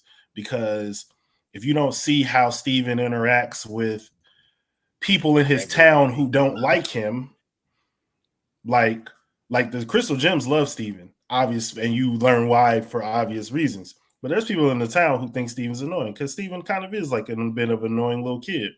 But his interactions with like a Lars who works at the donut shop inform his interactions with Peridot, who is basically like, you're beneath me, Earthling. And he's like, whatever, like, I don't give up on people, you know? And you're like, okay, yeah, this makes sense. But if you just went into it like, we're meeting all the other crystal gems from the home other world, and they're exposing their plan, and Steven's just super optimistic teenager, preteen about all of this, you'd be like, this doesn't make any sense. Yeah. So I will say I definitely understand giving up on it the first time. But I definitely say it is one of those shows where it's like, don't feel like I don't think you can sit down and just be like, I'm gonna just binge watch Steven Universe. Watch 3 episodes, come back in a couple weeks, watch 3 more episodes, and eventually it will get to the point where you're like, I gotta know what happens next. But in the very beginning, it's kind of like nothing happens next. It's just another random episode about another part of the town that I don't know if I care about these people or not. I don't care. I don't know if I care about the family of people named after onions. So the way I would explain it, and that is exactly what happens. That is the way the show plays out, and that's the way it advances from where it starts to where it eventually gets. In my head, Rebecca Sugar was turning in episodes and getting paid for it. So she just kept turning in episodes. And then eventually they were like, you know what? Do you want a job? Right. And then she got hired by Cartoon Network. And now this show was her job. And you can almost feel the moment that happens. So, but it's also weird because it's such a common like storytelling thing now for all these cartoons where it's just like season 1 is random and then season 2 it's time to get serious. And I don't really know. Like Moral Oral. Like Moral Oral was. Yeah. Did you ever watch Moral Oral? Yeah. So like the first season was just these random episodes, and you're like, oh, we're making fun of the church. Like, haha, he's I think super... I think that not so much a trope, then, but I think that's how things worked at Cartoon Network for a while. Okay. Because like, I'm like, then you get into funny too, and you're like, wait, this is an entirely different show. But callbacks to the first season. So I see what you're saying. But like Disney Channel did it too. I mean, I know Teresa can back me up on that. I feel like Star versus the Force of Evil was like that. I feel like I don't know if you watched Owl House. That was like that. You said Um, Loud House? Owl Owl. House. Owl House. I didn't watch Yeah. that. See, That's So true. Owl House is about this girl who like basically she don't have no friends. She wants to learn how to do magic. She follows a witch through a portal into like the magical world, and they go on these It's a like cartoon. adventures. Yeah, Right. yeah. Not like a bad witch, just like a woman who does magic witch. And she's Okay. the owl lady. And so she goes through the All right. portal. She's, stuck in this world, but like her mom thinks she's I at remember camp. this. And then like, so she's just randomly learning about this world, trying to learn how to do magic. And then it's like, all right, you guys understand what's going on? Cool. Now here's like the story, and here's the people who are trying to The destroy whole the epic. whole world, and they're Yeah. trying to steal the owl lady's powers, and she's got family drama, and they've got a little pet who is the son of a titan, and it's like all this other crazy stuff starts happening where you're emotionally invested in the characters. I mean, shit, the new DuckTales was like that. The first season of DuckTales, the new one, which I recommend people watch it. I know people are like, ugh, not my DuckTales, but it was good. The first season of DuckTales was very much like random adventures. And then it's like, we're finding Huey, Dewey, and Louie's mom, and all these, and it literally culminates in like a 2 hour like movie special at the end where they save the world from like a moon people invasion. And it's just like, DuckTales, huh? We're doing that too. It's not just random adventures anymore. So I just feel like It it's an used to always be interesting about either trope. Scrooge lost his first coin, or Yeah. I forget the other rich duck that was always trying to get his money, but it was something to do with Scottish? him. Glom, Wasn't he? it's Glom something. Like Glomsworth or something. Glom Yeah. Gold, Yes. something like that. That was Yeah. the random weekly adventures for DuckTales. They We have added to a go new here villain to duck get more money, bird. or we have to go here because it's a somebody fake Mark stole my lucky Zuckerberg coin. bird. Right. The computer guy. Yeah.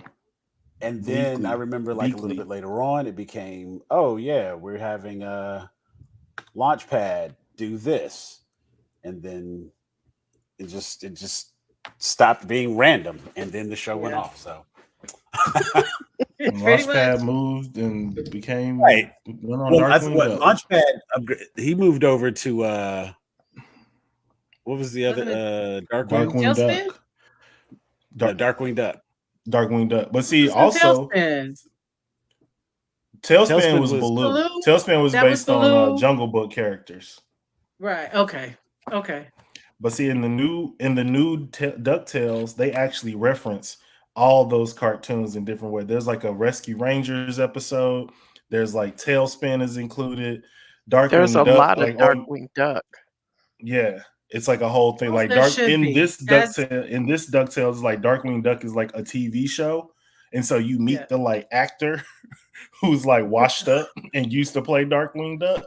Wow. It's like the way they did it paid a good homage to the show, which is why I'm one of those people who's like, don't shit on reboots just for being reboots. Some of them are done well. They respected the shouldn't. original. Yeah, I understand the urge. No, I because get you it, know 'cause a what? lot of I them are bad. enjoyed the Chippendale movie, and I Yeah. boycotted that movie, and my niece was like, "Then we watch it," and I was like, "Oh, fine," and I ended up I liked it more than she Yeah. did.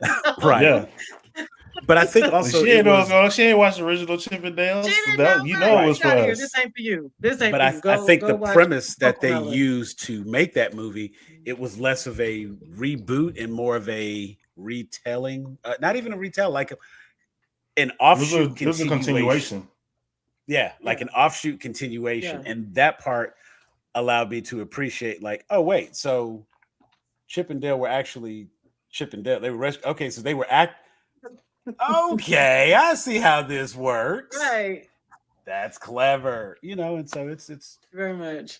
but the only thing that had me in to see it was Andy Samberg, because anytime Hot Rod does anything, I'll watch it. It's not always going to be good, but Hot Rod earned him a watch. I'll watch it. You know, that's my boy. Really? Kind of Hot Rod. Hot Rod is the thing that did it for you. Hot Rod was the thing that did like that 10-minute fall down the side of the mountain after hate dancing in the woods. Yeah, I was okay. I'll watch. Like, I'm in. You got me. Right. Like I'm not gonna pretend like I'm also the person who, without question, will defend the hilarity of Dance Flick. So take that how you will. I like. I mean, them parody movies be funny.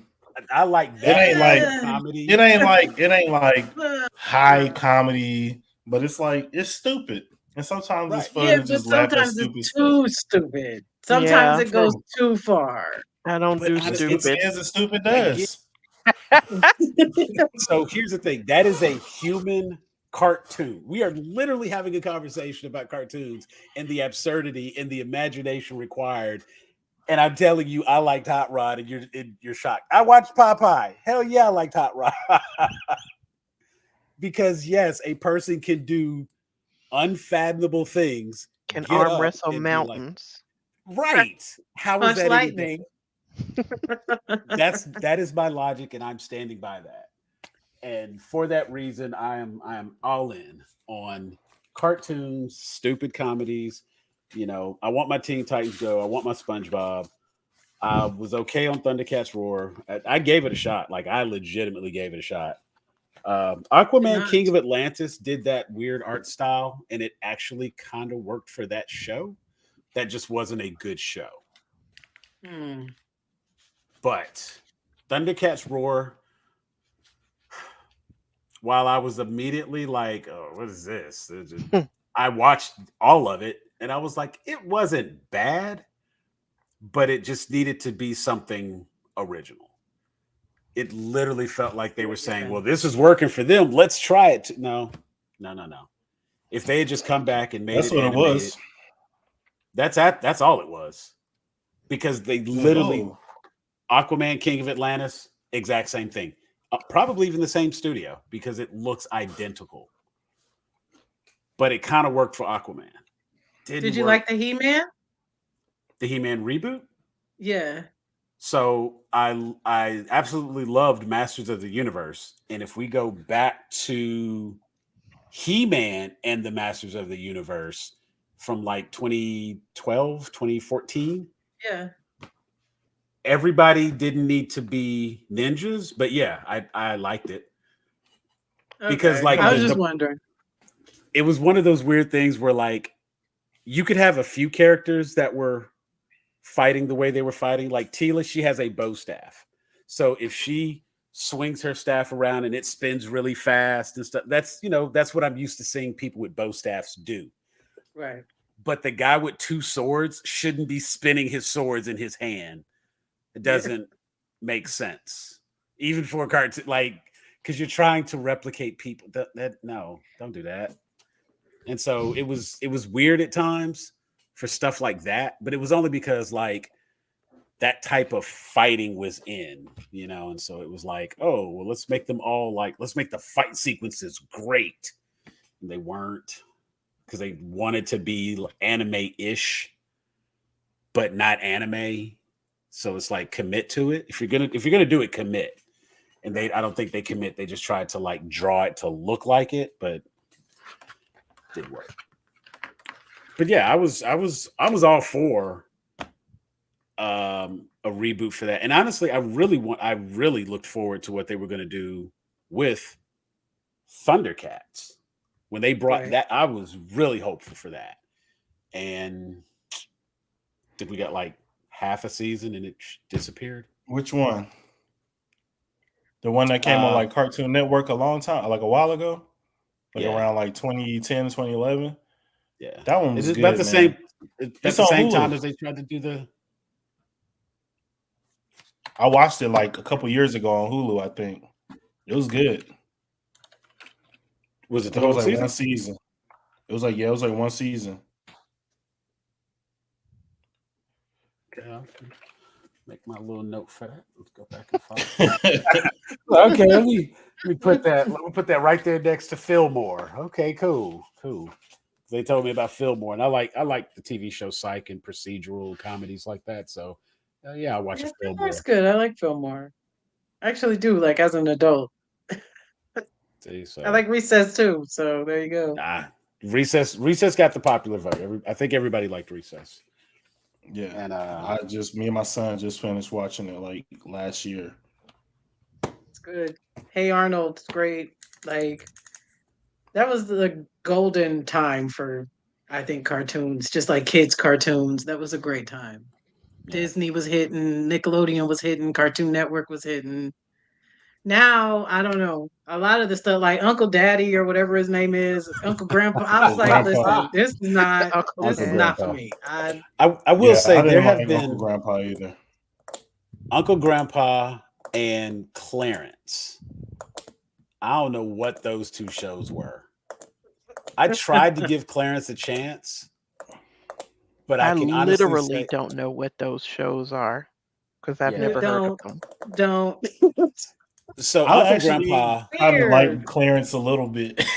Like I said, I got through some episodes, but it was of weird. Clarence. Right, was and weird. that's why I was able to watch it as long as I did, because it was weird. It wasn't bad; it was just odd. Eventually, But the art style was odd. The art style was definitely like asking me to stop watching. Yeah, I will say it looked weird, and that made it difficult. But the episodes themselves, but I mean, it's like for every Clarence and Uncle Grandpa, you had a Gumball and a Craig of the Creek and a Teen Titans and Go. Steven Universe. Adventure Time. Yeah. Out of all of those you just named, the only one I watch is Craig of the Creek. But see, now here's the thing. We've discussed your feelings on comedy. Right. What is that? Most of those are comedic in nature. Mm-hmm. So it makes sense that those would not be. Adventure Time has funny moments, but it's not a funny cartoon. It's adventure. Right. But something like Chowder, that's comedy. Something like Flapjack, that's comedy. Regular show is oddity, but because what the hell? Skips is like a universe. Wait, what? Like, okay. Regular show is one of those shows that like would make less sense if you sat and watched it from beginning to end. I think regular show only works if you catch it randomly in episodes. Absolutely. Because you have a general premise of what's happening and what's going on. You know that these two characters, Rigby and Mordecai, they work at this rec center, or not even rec center, like park. Community. Yeah, community center. They work at this park. You know what I'm saying? Benson is their manager, the hot-headed gumball machine. Okay. Skips is there. I don't even know that he works there, but he's there. Is he maintenance? He's the groundskeeper. Right. He's the groundskeeper. But he's so much more than that. So that's what I'm like. He's just there. You know, and so as you start to like begin to see a little of this and see a little of that, it is the randomness of the show that continues to make it interesting. And then they start adding a little bit here and adding a little bit there and giving a little more depth to this person, more depth to that person. Then eventually it's like, hey, not only do they have jobs, they have girlfriends, and hey, they do things, they go places. Then other adventures happen, and it starts off being just like a collection. And again, I think it was just the way Cartoon Network operated for a while, where it was like, yeah, we'll play your show, but you know, the first 5 episodes are going to be for free. This is just so you can get them out there. And if people like it, we'll let you stay around, and then we'll throw you some money. And then eventually all of these shows that people were watching stuck and landed, and they were getting paid to put out content, or not content, but getting paid to put out these episodes.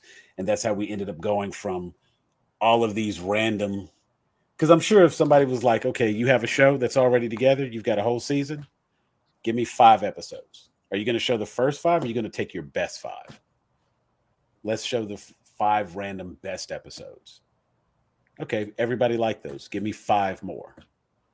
I'm going to give Okay, so you when do you think the formula changed? Because there was a point where it was like very, I guess, episodic, like Cow and Chicken or Dexter's Laboratory, and those shows were very popular, I like think at night. And then I think Adventure where does it Time changed. change over to Gumball and Adventure Time? And I think Adventure Time was the one that changed it because Adventure Time has a long period of like this is just random. And then like then you start getting into like connecting the characters through the lore and yeah, like you're understanding this is some dystopian like future and not like the past. I yeah, think once they start doing like flashback episodes and you start seeing like Princess Bubblegum and Marceline's friendship and like all that other stuff, then it's like, all right, people like this idea that this is not just like random, but this is like a larger story and like how things are connected matter because people are building their own connection to this entire world. I think it just got to a point where it was like there's only so long you can have this world where random stuff is happening before people start wanting more because people are connecting with these characters. They have their favorites, they have their ships, and a lot of that was happening with Adventure Time. And so then as a show, you have to like it's begging, I think, in terms of storytelling, it's begging for that type of interaction. It's begging for those connections to be made because it's just like, all right, like how many times are we gonna go see like the lemon people without really understanding like what happened between like them and Princess Bubblegum. You know what I mean? Like right, you have this right. princess with an entire kingdom of honey buns and candy and peppermints and stuff. And all we're gonna see is just random, like we've seen this honey bun 10 times. Like, what's his deal? You know what I mean? We've seen BMO 15 times. Where is this Game Boy? Where did this Game Boy come from? And Right. so now once you're digging in deeper, these things you have to then tell how these things are connected. You have to tell how Jake and Finn met. And you know, I think once Cartoon Network saw that skyrocketed the popularity even more, then that kind of thing is what Sam said. It's like, all right, like we'll test you out, but if you catch a foothold, then you can come in. We don't have an issue with you connecting the world. But if you come in from the beginning, like, hi, I have this show about a boy who was formed from his mother, who was an alien and gave up her human form so that he could live. And he's going to live with his 3 aunties who were, you know, fighters in his mother's resistance. They've been on Earth for thousands of years. It's like, time out. What the fuck are you talking about, bro? But right. if you show me, here's a little boy, he has powers, he doesn't know how to use them, and he lives in a weird beach town where a bunch of weird stuff happens and you meet a bunch of weird characters. Oh, that sounds like Adventure Time, but in a beach town. So we can wrap What our you're head saying? around that and we'll throw that out there. And once people latch on to this world that you've created and want to know more, we'll get out of your way and let you tell this entire Crystal Gem saga.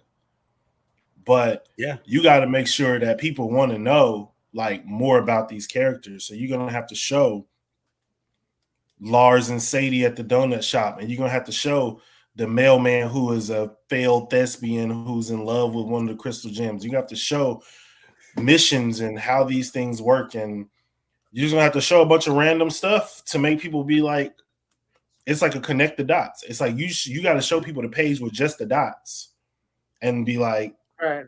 are you interested in me putting numbers by these, or are you just like, whatever, this is just a page of A bunch random of dots? dots.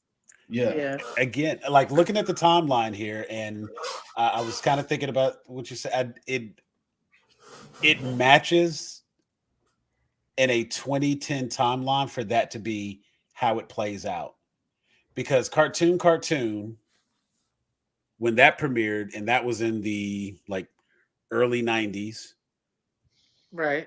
You come around late 90s, the cartoon Fridays running all the way up to 2003.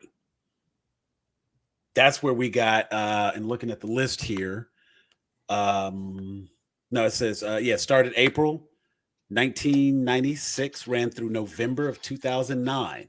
It was a Hanna-Barbera collaboration with Cartoon Network Studios.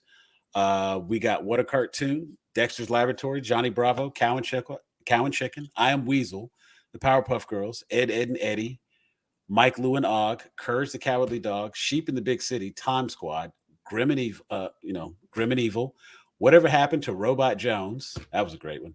Codenames Kid Next Door, and The Grim Adventures of Billy and Mandy, and Evil Con Carne. That was a series, and those were the series that ran through. Fast forward, like I said, right there at the end where we had Cartoon Show, that moved on to Cartoon Planet. And of course, now we had Space Ghost Coast to Coast, Brack Show, things like that. We were starting to transition these same cartoon watchers into more adult themed humor. Brack was weird, but it was like a little more mature in terms of the humor. And then when we get to Adventure Time was originally premiered in 2007 as a short on Nicktoons, when Nicktoons was doing something very similar. Nickelodeon passed on the option, so Cartoon Network commissioned full-length series, and that previewed March 11th, 2010. And so I think along those lines, and of course, for anybody who isn't aware, the creator of Steven Universe is Rebecca Sugar, who was one of the animators and worked on the show of the series Adventure Time. So she kind of saw how it was working for Adventure Time, and that's why I think she had like a lot of episodes ready, and was just, every time they asked, she had an episode ready to go, and they kept paying for episodes. And as long as they were paying for episodes, she was giving them up. And then eventually they just brought her on full time. I literally feel like that's how that had to go. So that is the magic of cartoons. And that was something I'd never really thought about. But Frederator Studios, and Frederator, whenever I hear that, of course, I think about the shows that actually came on Nickelodeon. And what shows? Like Frederator, when at the end, Fairly Odd Parents. Okay. I'm like, that sounds familiar. What do I know? Like it's a little Frederator, And they also, I know they've done some other stuff, Bee and Puppy Cat. Jeff, was that one you recommended to me? No. Was not? Okay.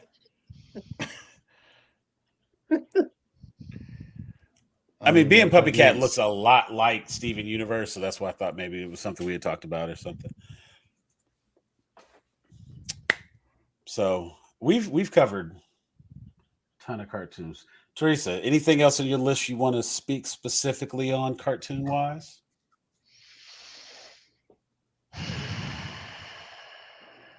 Not really.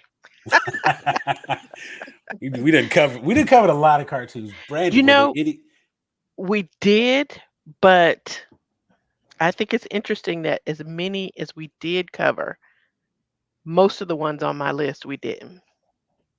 But see, that also does that go back to, I think it's probably because I've unintentionally may have focused a lot on cartoons and not so much on animation, because we didn't even get into like animated movies. Yeah, well, I mean, these were all cartoons. I'm beginning to think, and I'm sitting here quietly because I'm beginning to think that I must be weird or something, Scott, because I'm the only one who watches these, because all the other stuff that but you y'all might not be talking about. No, I mean, but the funny thing is, you may go down that list and be like, yeah, I watched that, yeah. But I mean, it's just like when I think of it, right? When I think of a cartoon, Looney Tunes is the first thing that comes to my mind when I think of a cartoon. And so that's why I did want to specify cartoons and animation, because I don't look at Avatar: The Last Airbender as As a just a cartoon. cartoon. You know what I'm Okay. saying? Like I gonna put some respect on the name, and I'm not gonna put it in the same category as a Dexter's Lab. Right. I clearly understand the difference in those two. You know what I'm saying? And sometimes just because something is animated, you know, I'm sitting up here preaching about the storytelling and like Jeff, oh my God, you have to watch Samurai Jack just for the story because you know the animation style you get used to it. Let me say that. I mean, because like Justice League is animated, but right. I don't necessarily. If we were talking about, like you said, Dexter's Lab or Cow and Chicken, I'm not necessarily going to put like that or Batman the animated series. That's kind of in a lane of its own, in my opinion. Like they're Right. kind of not the same, even though they're for kids. Let me tell you something. Jeff and I actually did a whole episode on DC therapy, and I think we maybe spent 20 minutes just talking about Justice League Unlimited, Batman, the animated series, Superman Adventures. Like, obviously, those are cartoons that are going to be fan favorite in my house. You know what I'm saying? But like again, I'm not going to take anything away from Courage the Cowardly Dog, Fairly Odd Parents, Jimmy Neutron. You know, like those are cartoons, and I love those. I want to hear I this love list. I love the 'Cause I want to differences. know if I watch Please. any of these Yeah, things. tell the list. Yeah, I'm like interested. I am curious. I do. I want to know. List. And if nothing else, hell, list. this is stuff that needs to go on my watch list. You know me. Let me get my pen out. Let go. Come on. Okay. Now, I mean, there are some that we did mention at least, but okay. I'm just gonna go. Let's see. Go ahead. Haley's on it. Yes. Hamster and Gretel, Yes. Owl House, Big City Yes. Greens, Amphibia, Yes. Bluey, Craig of the Yes. Creek, Yes. Phineas and Ferb. Hell yeah. Yes. To me, Phineas and Ferb is iconic. Like hell yes. Milo Murphy's Law, Proud Family, Proud Gravity Family. Falls. Ooh. Wait. Yes. Gravity Falls. Come on. I didn't even know y'all didn't even talk about that. No, It I did get think Jeff mentioned one of the characters. But yeah, Gravity Falls. It was a great list. What? Oh, that is just the beginning. Lilo and Stitch, Totally Spies, Johnny Bravo, Yes. Dexter's Lab, Yep. Fairly Odd Parents, Powerpuff Girls, Yep. Rugrats, Moon Girl and Devil Dinosaur, Star versus the Forces of Evil as told by Ginger, Yes. Ben 10, Yes. Miraculous Tales of Ladybug and Cat Noir, Inspector Gadget, DuckTales, Jimmy Neutron, Rebels and Bad Batch, Thundercats, Avatar: Last Airbender, Pepper Ann, Fillmore, Recess, Doug, and the Animaniacs. I was going to say that is a perfect list. What are you talking It's a about? great I mean, it's perfect for me. I know. No, there's a really great while list. there are There's probably like 3 things on that list I have not watched. there are more than 3 things, but I would still say a majority of that list is an automatic. solid. Like, what's the right way to say this? I think there are too many cartoons for us to actually catch them all. Mm-hmm. You know what I'm saying? Like, there's no way that we could catch them all, and in a weird way, it's so funny because like knowing how, like, if 5 new cartoons come out together on Cartoon Network and I like 3 of them, I'm still aware of the other 2. Mm-hmm. Right. I may not watch them. I may not watch them all the time, but if I watch 3 of them, I'm gonna watch a couple of episodes of those other 2. Right. Because like if I like 3 out of the 5, I'm assuming that I would probably like the other 2 if they got paired together. Mm-hmm.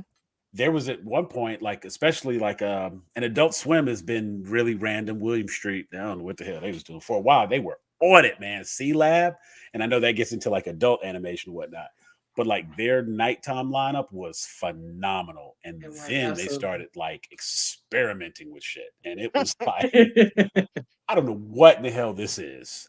I am not interested in any of this that's on Cartoon Network. And I'm like, since the TV's always on Cartoon Network, guess what? I ended up watching some of those episodes. Didn't care for most of it. I still don't know what Xander Rebel Angel is about, but why does he look like that? Why is his legs bent back? Nope. Yeah. Change the channel.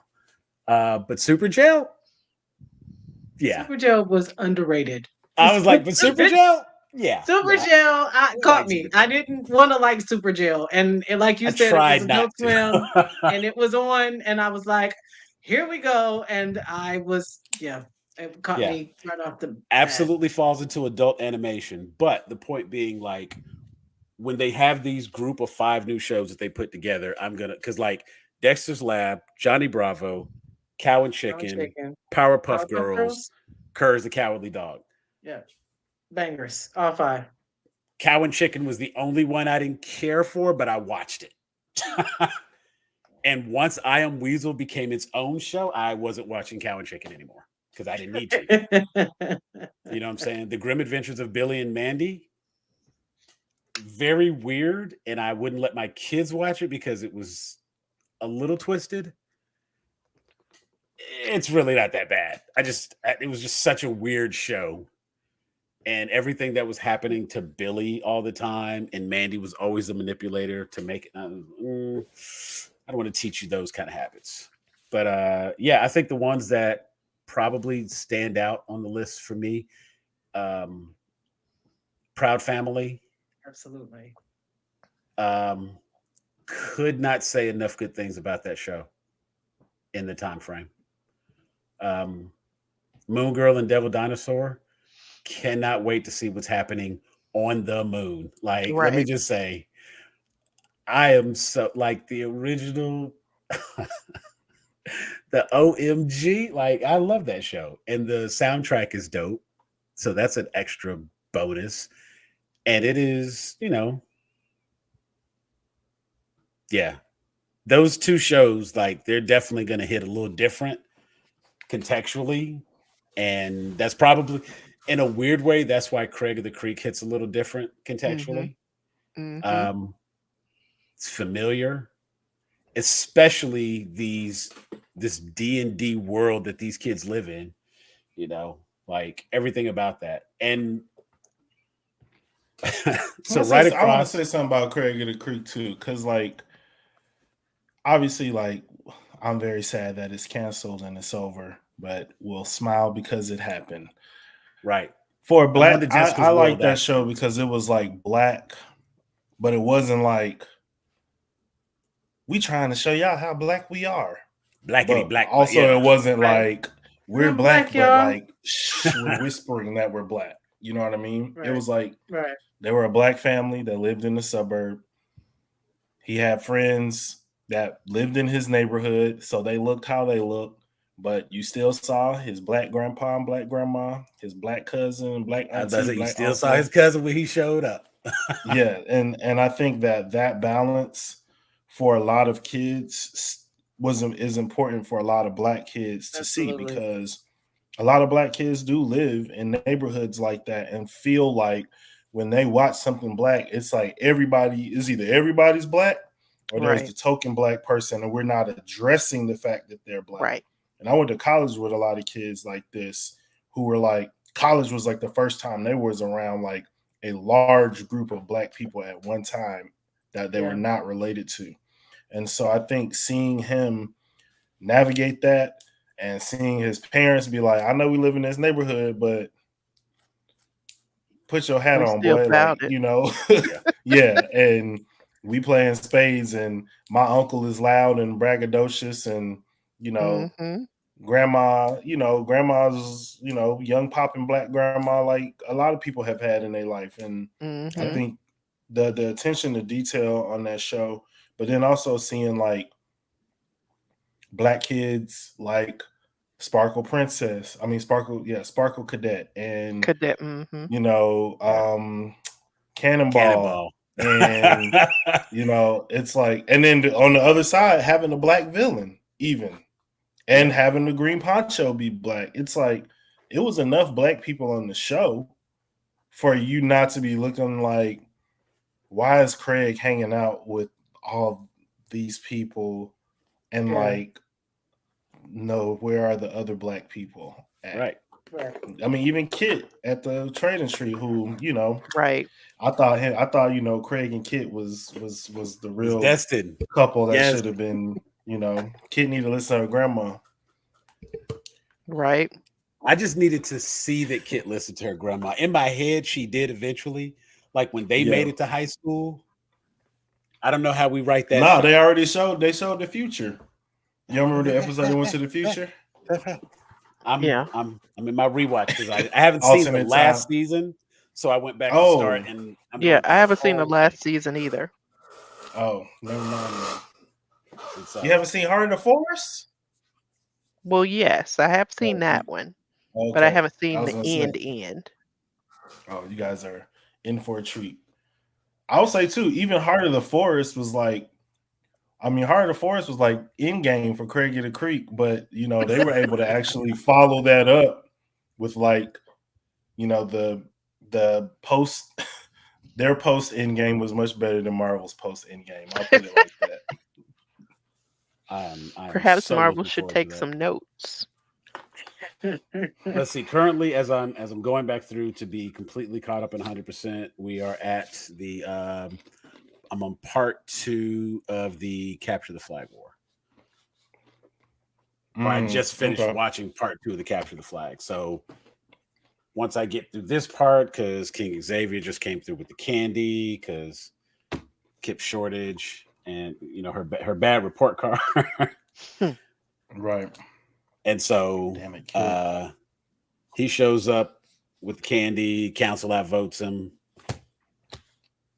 And now we're getting ready to get into the Capture the Flag game. And so then I can go through the last season. And a lot of these episodes I've actually already seen, but I'm rewatching them because at the time, Cartoon Network's app was being really stupid and I had just canceled cable. So I was having to watch the free version, which wasn't giving me the episodes in order. It was letting me pick like 5 at a time, and I had to watch that to unlock more. But that was a cool thing because Gumball was there in my lineup, and I could just randomly watch any random episode of Gumball. Didn't have to follow. That's how you're supposed to watch Gumball. Right. It's kind of how you're supposed to watch Gumball. Right. Let's see. I think some of the classics that I heard. Did I hear Inspector Gadget on your list? Yes. Yeah. Yes. That is old school Cree Summers. Mm-hmm. Heathcliff or Garfield? The Battle I was of the going to Orange honorable Cats. mention Neither. Heathcliff. Look, Heathcliff cartoon, Garfield comics. Yes. Because like I Because had Heathcliff those... cartoon was every morning getting ready for school for me. Heathcliff was that show, and I would hear the theme song and know that I had to hurry up and get my oatmeal so I could watch Heathcliff before the bus. That boy Heathcliff used to get active. Man. He said the wrong thing all years. Cloud of dust. And what's her name? Fat Cat, when he had that girlfriend. Roxy was her name or something like that. Lola. It was something. Chloe, I think. There she is. Yeah, that was my show. We don't have to get into it, but it's always weird when they draw like cartoon characters sexy. Because it's like you're clearly drawing it sexy. And you're creating an environment where it's like you're drawing the cartoon character sexy, but if I say this cartoon cat is sexy, everybody's gonna make me feel weird. Everybody's gonna look at me like I'm the weird one. You drew it that way. Yeah. With like, why does she have curves? Right. Yeah. And why does she look like a kitty cat Suzanne Summers? They really did with the leg warmers and all, and it was very deliberate. Right. And this is a leotard. Okay. The other characters, like, what am I supposed to do with Jessica Rabbit? Like how am I supposed to process that as a child? Jessica wasn't no more. She was that. They told never me for kids. Jessica was never for the children. Never. It's like Hollywood. That's I was not about to say kids. I could go before that because they told me that if Holly could, Hollywood. Hollywood was never for kids. And so I was like, I think I was prepared. By the time Jessica Rabbit came around, I was like, yeah, we've been here. I know what this is. I know what's happening here. because I had But it seen was Cool like World, and she and loved Roger, huh? Oh, yeah, okay. You know, it was he that makes her stutter. laugh. Anyway, That movie I'm not holds gonna. up, by the way. I rewatched Absolutely, not too long ago, and I was kind of surprised because I haven't watched Cool World in years and years, so I don't know how that fares now. But Roger Rabbit holds up. It really does. The animation combination, the green screen work, all of it. I think Gabriel Byrne is the only reason Cool World wouldn't work today. Brad Pitt in the show still works. I think the storyline behind Hollywood still works. It's just I don't know that, and I hate to sound callous like this, but I don't know that Gabriel Byrne holds up to today's standards of a leading man for that role. Mm, okay. And That's interesting. it would make it seem like what? No, she wouldn't like. But that's that again. When we get to our adult animation, we will come back to that because we got to talk about Fritz and some other Felix and yeah. And you there's a know what? lot It's funny happening. because That's Betty what I'm Boop saying. is somewhat topical, given this past Halloween. If you be on internet at all, Yeah. Betty Boop. I just don't like when they do.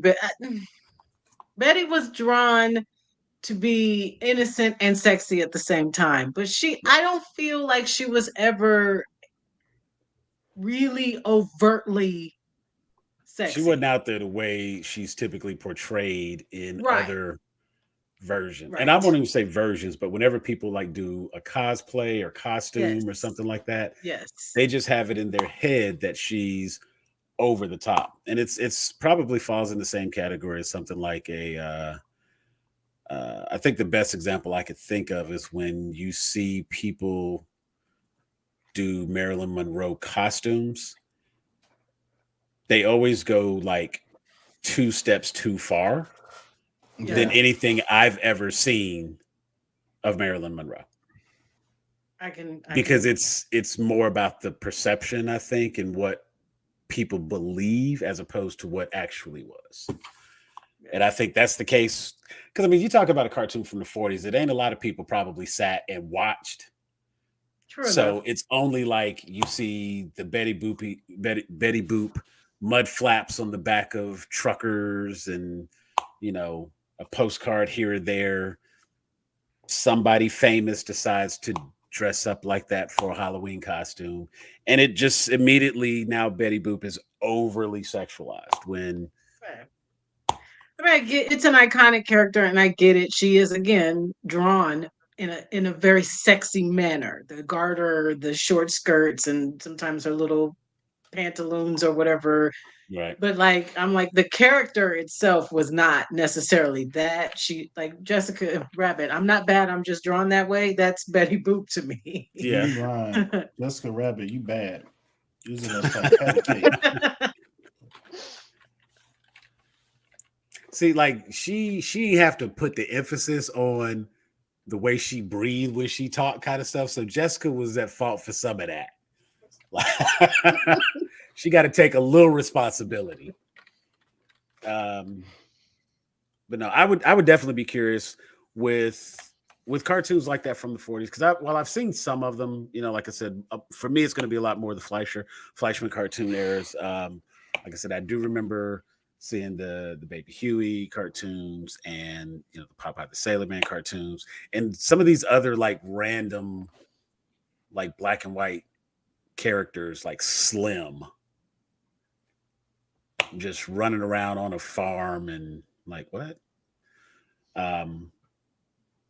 But outside of that, I remember Felix and his magic bag because I think there was like a VHS we had when I was younger that was like 3 hours of Felix and the Magic Cat or Felix the Cat and his Yeah, magic yeah. bag. And it's like, I didn't even know there was 3 hours of Felix the Cat cartoons. I feel like that's probably a show that had like maybe 15 episodes, but you just watch it on a loop. You could get 3 hours out of that. But that would I feel also like he include benefited from being just like an old retro cartoon that was just like people wax nostalgic for the olden days and it's like, oh yeah, Felix the Cat. And it's like, but I've never heard nobody talk about like what his thing was. I ain't never heard nobody talk about Felix the Cat episodes. It's just like he a Right. yeah. fake ass Mickey He Mouse. Like he was a cat. He was a That was his cat. thing.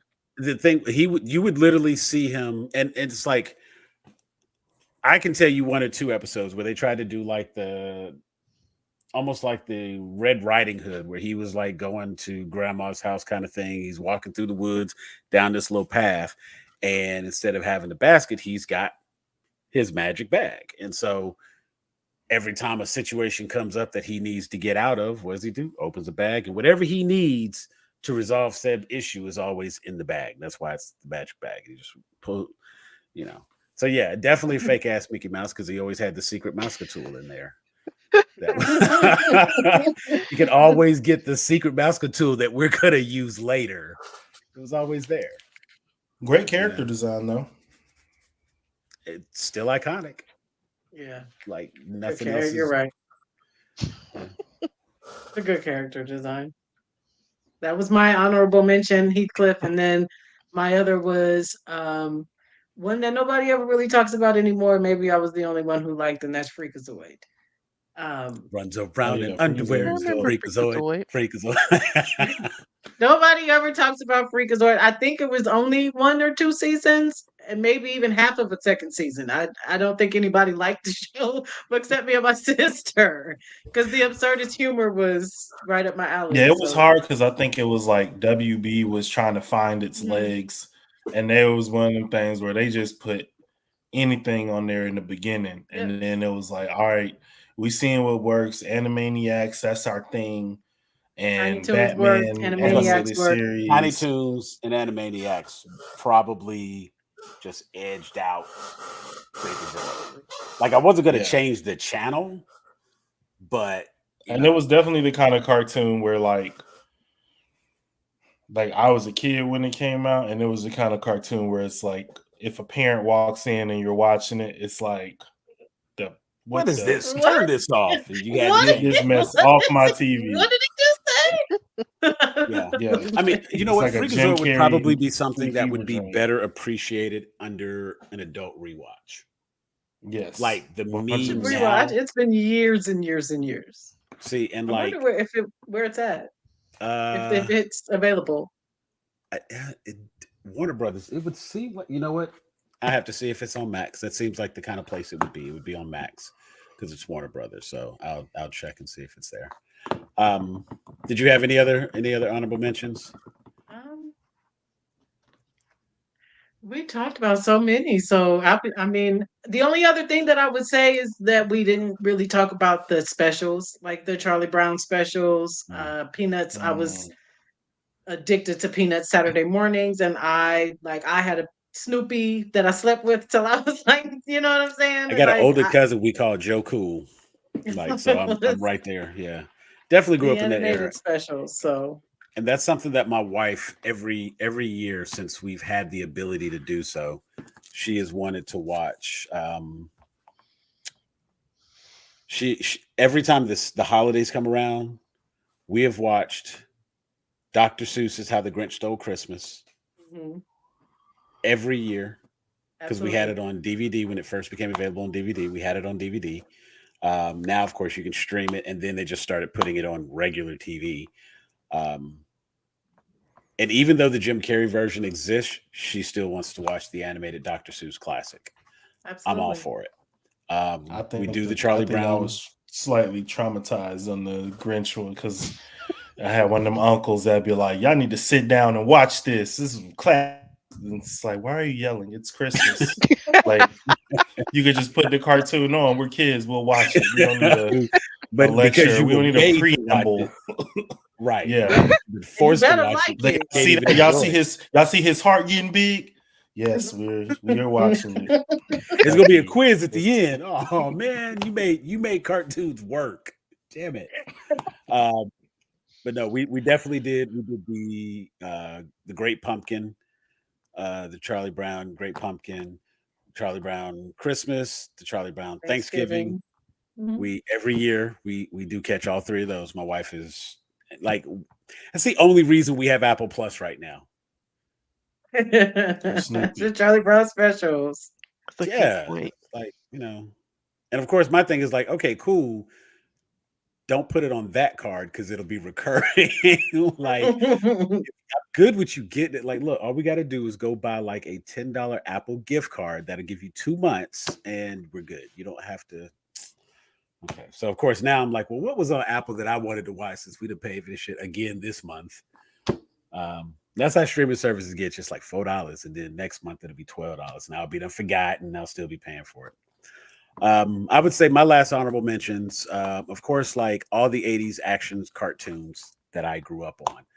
That includes the A-Team, Rambo, like Chuck Norris had a damn cartoon, all of those.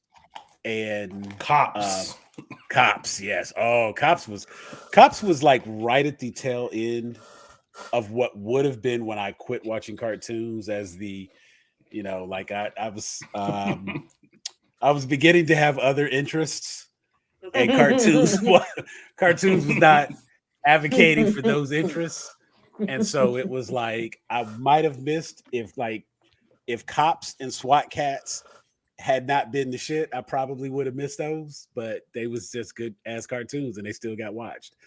And I also like that BP Vest was like a dope ass black dude who was the head chief of the whole shit.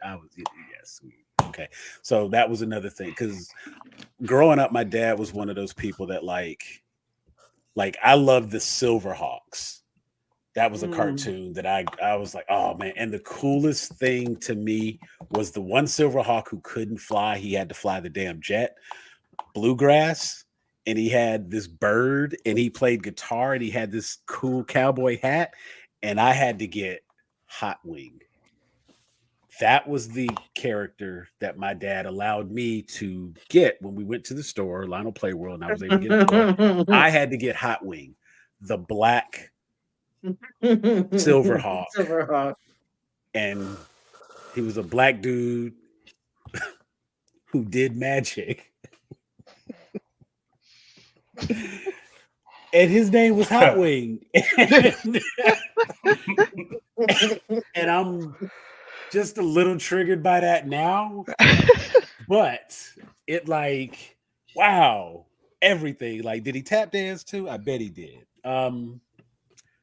But yeah, that was, and I remember like I was allowed to, so like with G.I. Joe figures, because again, cartoons, as Jeff mentioned at one point, it was all about the marketing to sell toys. So Transformers were cool because they were all robots. So Dad had no issue with any of those. G.I. Joe figures, Gung Ho was my favorite character. It had to become Snake Eyes because Snake Eyes had no race. He was a ninja in an all black outfit, so we don't know what he was. Cool. But Gung Ho could not be my favorite character. Roadblock, that could be my favorite character. Doc, that could be my favorite character. Any one of the characters with a mask, if you couldn't see their face, cool. But couldn't be Duke, couldn't be Roadblock, couldn't be Roadblock was fine, but couldn't be Duke, couldn't be Gung Ho, couldn't be the characters I wanted it to be. The ones who were actually cool on the cartoon, But like Flint, Flint was the fucking man, Lieutenant Flint. But no, Brave Star, obviously like Thundercats, and like I said, all the '80s action cartoons, probably every single one of them. A definite special mention for a cartoon called Bionic 6. That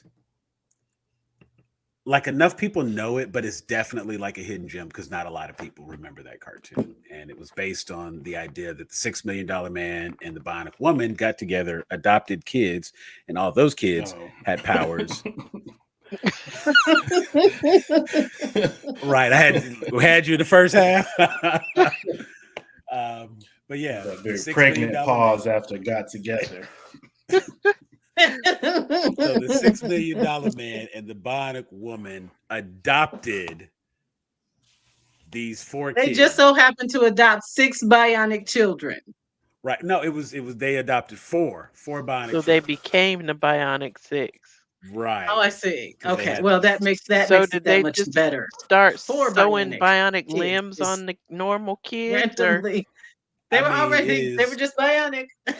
well, it wasn't like it's like, hey, you're bionic, want to be my son? You know, like no, that wasn't the premise. I'm sure, as with the bionic people, there was an accident, something Yeah, happened. they all We can had rebuild these horrible kids, accidents. yeah. right? You know, and so it's like we Another have the kid hit by a technology. car. It's so weird.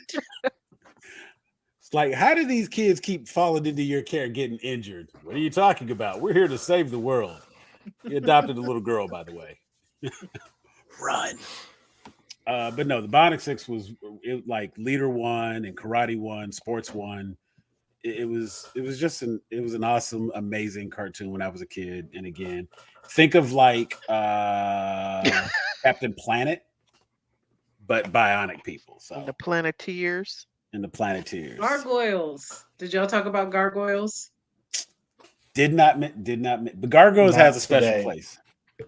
Yeah, We've we did done a extensive coverage on fan-casted Gargoyles. episode on Yeah. Gargoyles. You can check that out on the Grown A Geeks YouTube channel.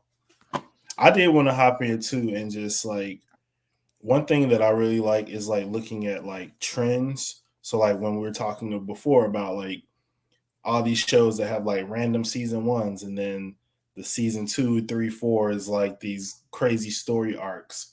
I also growing up really I liked anything that was just like anthropomorphic animals doing like people stuff. Because it was basically like, oh, this is just Mighty like a fake Ducks. Ninja Turtles. Ninja So it's like Turtles. Ninja Turtles, Mighty Ducks, but then like random ones, obviously like Street Sharks, which I was just just ready to made say to the sell shark Street one. Sharks toys. Biker Cowboys Mice of from Moo Mars. Mesa. Biker Mice from Mars, but Cowboys of Moo Mesa was one that was like super random. It was basically like these cows in the Wild West, and they were like sheriffs in this old West town, but they were all cows. And it was like, I think was y'all like, are this is- making some of this this is stuff cool. up. No, you know what? Keep going. I'm gonna pull this up while you talk. yeah, and it was just like Mesa. a whole little Western thing. And it's like, I grew up in the South with Black grandpa, so I've been watching Westerns my whole damn life. So that was Yeah. one where it was like nobody had nothing to say to me because it was like, okay, at least it's about some cowboys. Again, Right. here we go with the sexy The animals. sex, right? Right. So, yeah, like I'm not even go. There's not an. Look at her. What? That cow has cleavage. Right. I was like, why does she look like that, bro? Like, Those look, my aren't mean, man they had to udders. take a basically- breather. Did you see that? Even he had to take a breath. yeah, Oh, that. drinking watch a it- big watch old it now. mug of beer. Ooh, okay. Oh, He's like, I can't stand up and walk away from this bar right now. right. You know what? Just give me a minute. We The got funny thing reptiles about and shows like crocodiles. this, though, that I always think is funny is like what animals get to be animals and what animals get to be people animals. Because like they ride horses, but y'all are cows. So this is the Right. world where everybody turned into people animals except horses. Except the horses. But then you watch stuff where it's like there's A people bat. birds. That is a bat gets to be human, and a spider Right. gets to be human. Or if I was a horse, I'd be mad as I don't know what. You know what? That takes us back to the Pluto He's riding away on a regular Pluto horse. Goofy conversation. Right. The horse just got left behind. Yeah. Yeah. The fact that they rode off on that the animals rode off on horses. That a bull person is right here standing next to. It's a regular sized horse at that. Like, what if the horse is cognizant and this is all just like we're witnessing the subjugation of Yes, that is the horse species. slavery. Look at how I mean, sad look that at his horse looks. face. He looks so defeated. And then it's So like yeah, the fact that anything these- like that. As Yeah. a kid, I was just all about it. Mighty Ducks definitely was into that. Tailspin. I'm really upset about huge this one. one little country pig over here. Why they got that pig looking like that? And then there was one more random cartoon. It was Macaulay Culkin's cartoon called Wish Kid. He was like this I little remember boy that. who had a baseball glove, and he called like a wishing star in his baseball glove, and then he could just like make a wish with his baseball glove. Super That random. reminds me of the celebrity MC Hammer cartoons. cartoon. Yeah. I was about to say MC Hammer, Gary cartoon. Coleman had a cartoon. Nukas on the Block had a cartoon. Kid and Jackson Play had a 5, cartoon. Kid and Play. Now the Jackson 5 cartoon was really dope for the time that it came out. Some of these other ones, I wasn't like the Gary around Coleman for it. cartoons, You had to tell me about it. Yeah. Mr. T had a cartoon. Mr. T had a cartoon separate from the A-Team. Jackie Chan Adventures. Jackie Chan Adventures was fire. I was about to say, yeah, those were good. And yeah, that was you know what, that reminds me, of course, of all of the other like random shows like Richie Rich, Casper, Dennis the Menace, Marmaduke. That would have been in that Bond same Jr. class. James Bond Jr. was a WB Kids after school fantasy. That was the coolest thing in the world. James Bond. And the thing that got me is why is it always like James Bond Jr. is the nephew of James Bond? It's always the nephew. Because that would mean James Bond is a deadbeat dad. Right. And he's not a family man. Exactly. So you take any one of these shows and it would always have been the nephew. And I'm trying to think another example where it was like, you know what? When Chris Tucker was like Sammy Davis Jr., like that's essentially what it was. All you had to do was like Big take Damone Jr. I was just he was out partying with Sammy Davis Jr. Jr. Oh yeah. Yeah, he was. And see, that's the thing. It didn't matter what the person's name was. All you had to do was slap a junior on the end, make it the nephew, and you could have a whole show. Well, that was another trend. They would make the little kid version. So you had like a pup named Scooby Doo, Flintstones Muppet Kids, Babies. Muppet Babies, Tom and Jerry Kids. I mean, that's where My name Scooby Doo was my jam, though. I'm not even gonna lie to you. I was probably way too old to be watching it, but it was all of my goodness. I loved it. No. A pup named Scooby Doo works precisely because it being like something of an origin, and that was when we finally saw that like Velma got her due, as she was the one who solved every actual mystery. Because Fred always blamed it on the same kid, Red Herring. Red Herring. You know. Fred. And the dynamic between Shaggy and Scooby was about the same, but it was a little more tolerable because they were little kids, you know. But yeah, that's Velma.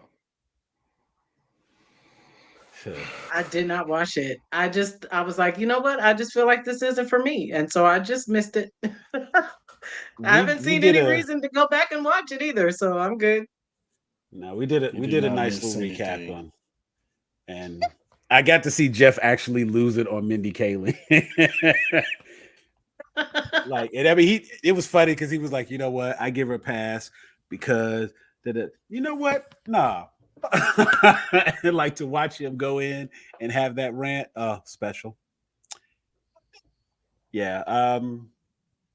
I would think, I think for me, that's all of them. Of course, anything that was like somewhat science fiction, and again, it's just, it would be less about eras and more about genre, because there was at least 5 or 6 cartoons in every genre that I watched and enjoyed. Yeah. You know, sci-fi, comedy, drama, series, Nickelodeon, Disney. Hell, I got USA cartoons, Goldar, and hell, we didn't even talk about the Snorks, or, you know what I'm saying? Like, it's just so many random cartoons, and it was one of those things where, like, if somebody drew that shit and it had colors, I probably watched it at least once. I've been fascinated with cartoons my entire life, and I don't foresee that it's going anywhere anytime soon. As long as they keep making cartoons, I'm gonna keep watching them.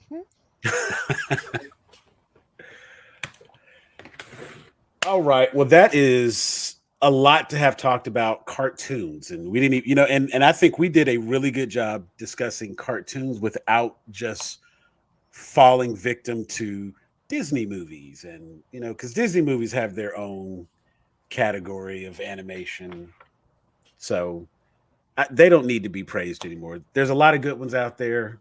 Golf clap for that.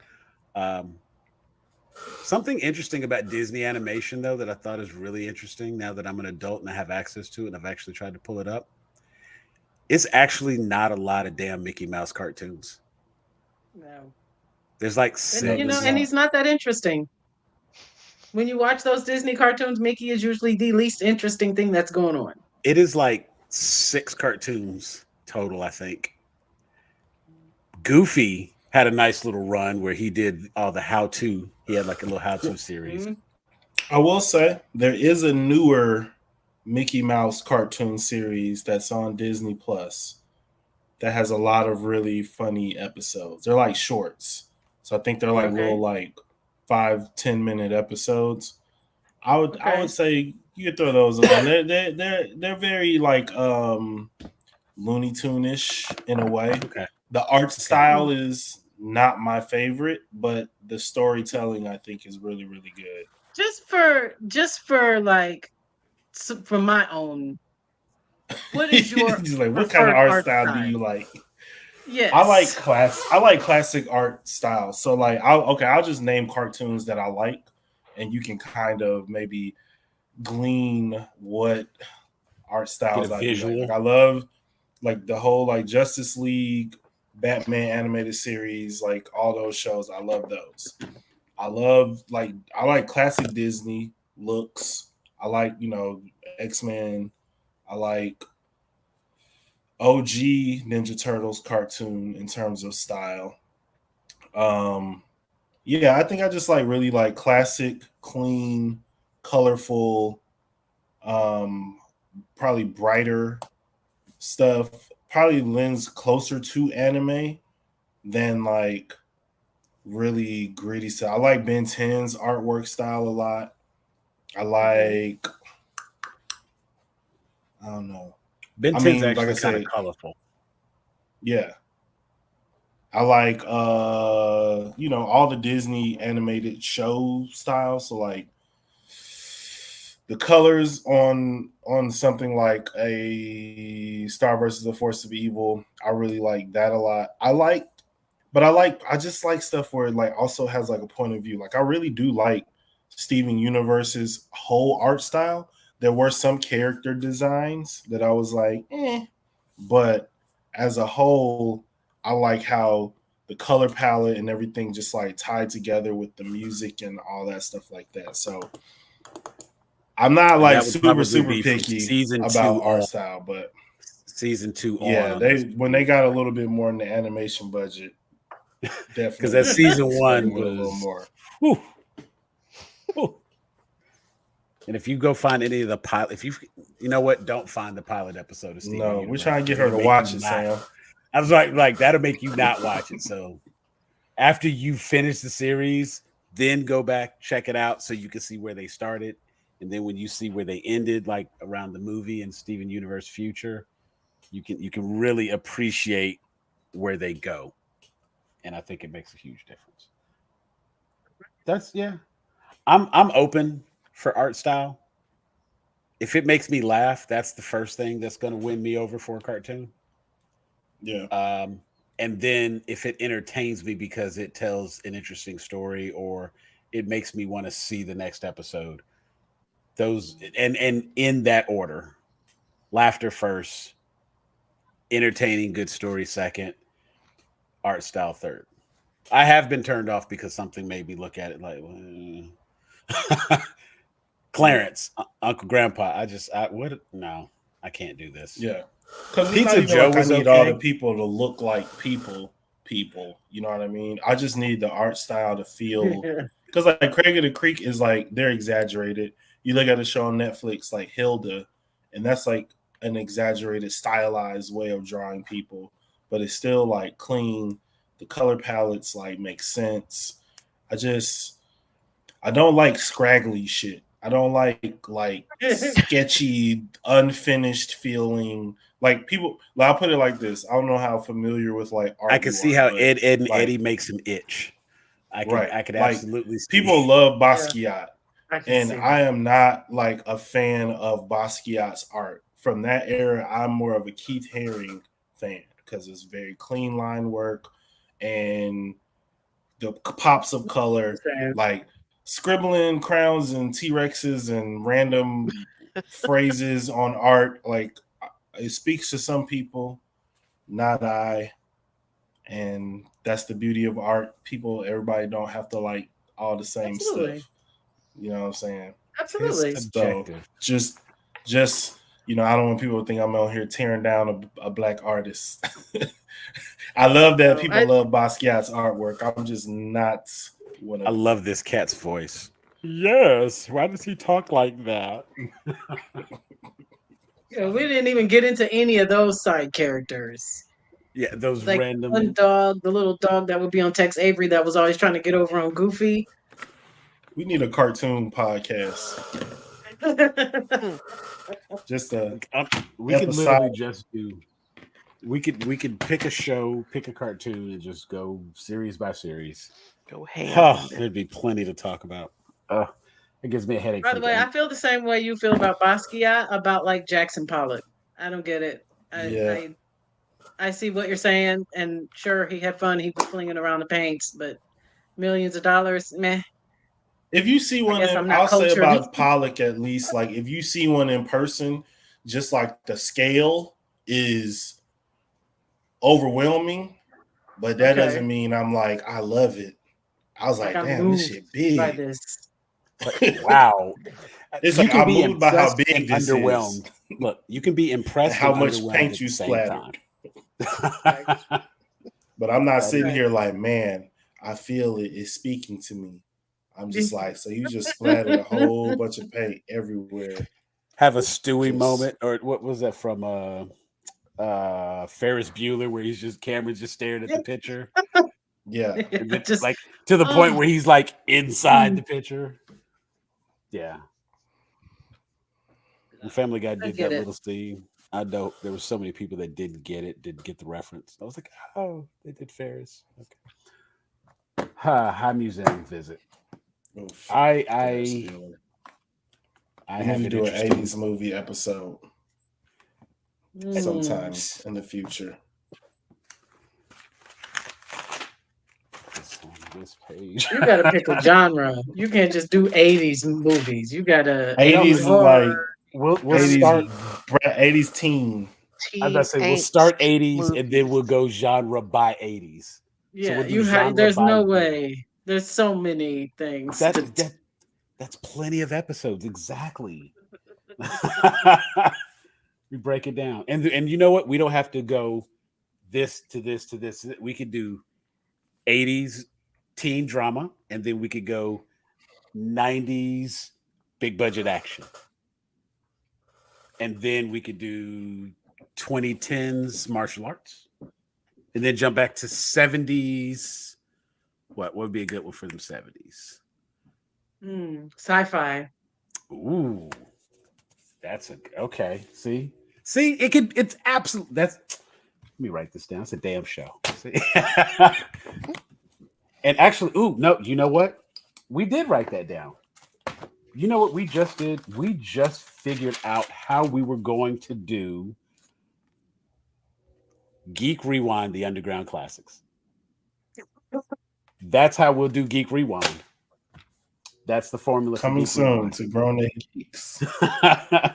No, see, y'all think I'd be joking. Look, I have that note right there. So that fits in perfectly, and that just gave us a formula for how to do that show. And you know what's even better, Brady? That was your show. So, all right, well, like that was there it is, and that's how we can do, and that covers movie, TV shows, reviews, whatnot. So we do year, genre, and we could do we could mix in and make it a top 5 from that collectively, or we all add in to get a total of 5.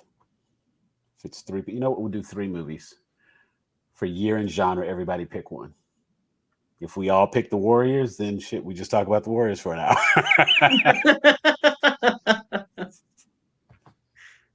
We'll spend 10 minutes per movie.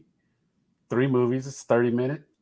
5 in, 5 out. It's a 45-minute show. In and out. Yeah.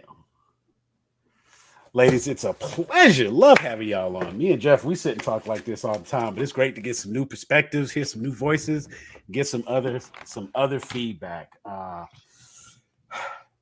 Teresa, I really hope that we adequately covered cartoons for you today. I thank you for this topic because I had some ideas of things that I wanted to say and talk about, but I much more enjoyed the conversation we had about cartoons. I've got, y'all know, if I don't add something to my backlog on the show, we have failed. So every time I get to hear about something new, it is definitely a plus. So looking forward to Fillmore. That's getting loaded up, and can't wait to watch that. And so it's always fun to have something new, and you get to try to see the great things that other people enjoyed. If somebody was like, "Oh yeah, this is so great," I will watch it just based on your recommendation. I may tell you it was horrible at the end, but I'll watch it because you recommended it. Because I believe, like, that insight, and if you feel very strongly about a show, there was a reason, and I want to try to see it from that perspective. So that's why I just have a problem with everybody's like, "Oh, this is trash." That's like your opinion, man. So hopefully we've adequately covered cartoons and animation. Maybe one day we'll come back and we'll talk just like animated movies. We can maybe jump in and do a part 2, cartoons and animation, and we'll subtitle it movies.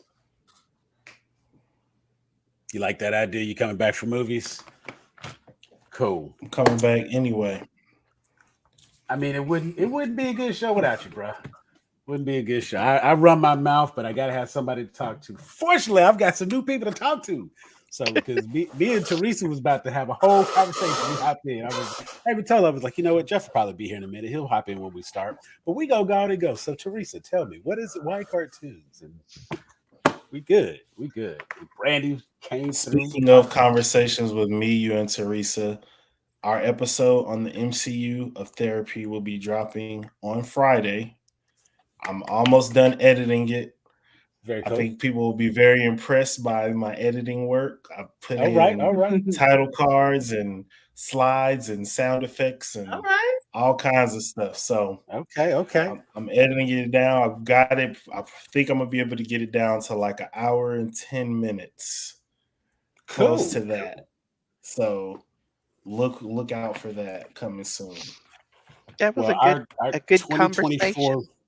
Our 2024 movie preview episode is like every time I get some edited, I go back and revise something, and it's just like one day I'll reload. But it was a live weigh-in Wednesday, and I just wanted to see if it could be edited to cut down so that we could just discuss the movies. But we had such damn good conversation, I didn't want to cut nothing out. I kept like picking this up, moving this over, and then go back and listen to how it flows. And I'm like, well, that was a good segment, but I haven't figured out how to take that segment and make it a whole separate clip because I don't want to lose it. So I'll just keep pushing it to the end. And just make it a segment and put the segment as a video and just do separate segments for each one. I'm going to send you to log into the software I use, and you let me know how to do that. Because it ain't Apple's Final Cut where I can just like open new window, create new file. It doesn't do it like that. I did check, so I have to finish going through the tutorial. But I do actually have we have an anime episode that RG Cashmere, he and I got on. We talked some anime, and next week we're going to go through and we have a new show that we're going to watch. I don't know why I think I have all this time to watch all this stuff, but we're going to watch a new series, and we'll do a few episodes review on that series. We covered a new show, Solo Leveling, and so that's been a lot of fun. And if you're going to drop the Therapy Friday, that I will drop the gag anime sometime next week. I guess I'll probably drop that Monday. That works, yeah. So we don't hit you all with a bunch of news. You have time to watch this. You come back, then you watch the other one. But coming soon, we're gonna have Geek Rewind, which is going to be our year and theme rewatch, where we'll talk about great shows from different years and different genres. And looking forward to doing that. But as always, this has been a pleasure. This has been Weigh In Wednesdays. We invite you to like and subscribe. Find us everywhere you can on our social media. Click on the QR code there. That will take you to the link tree where you can find our YouTube channel, our Facebook page, our Instagram. You'll be able to find me on Twitch under Elder Geek Sam. And every time we have one of these shows, we ask that you hit that notification bell, smash that like button so you can come back and get all this piping hot, fresh content when we deliver it to you every other Wednesday. Miss Marvelous Kennedy, the marvelous Miss Kennedy. You're on a podcast. You want to tell us a little bit about that and where people can find you? I am on. We did a little restructure, so now it is the Moana Nui. I don't know if we're still After Dark. I think we are. Moana Nui After Dark. What you watching? It used to be Geeks. I don't know what it used to be. I'm sleepy. What is it now? That's the important I'm falling thing. asleep. Okay, it's the Moana Nui After Dark. What you watching? That's it. Okay, what you we watching? wanted to branch out because it used to be Marvel versus DC. That's what it used to be. And we would do just the superhero stuff. But we realized that we were all watching other stuff other than the superhero stuff. Absolutely. So streaming, there's something new popping up on streaming all the time. We're going to lots of movies these days. So we wanted to be able to talk about all of it. So that is it. Very cool. Well, be sure to check that out. We got a chance to watch last week's episode where they were discussing The Color Purple, the movie based on the musical based on the book. And so I learned that as I was watching the episode and got a lot of details on that. Jeff, anything new that you need to tell us about? You've got therapy coming this Friday. Yeah, be sure to check out. Okay, be sure to check out jpnt17.com. Get a look at all that fancy artwork that our resident artist puts up.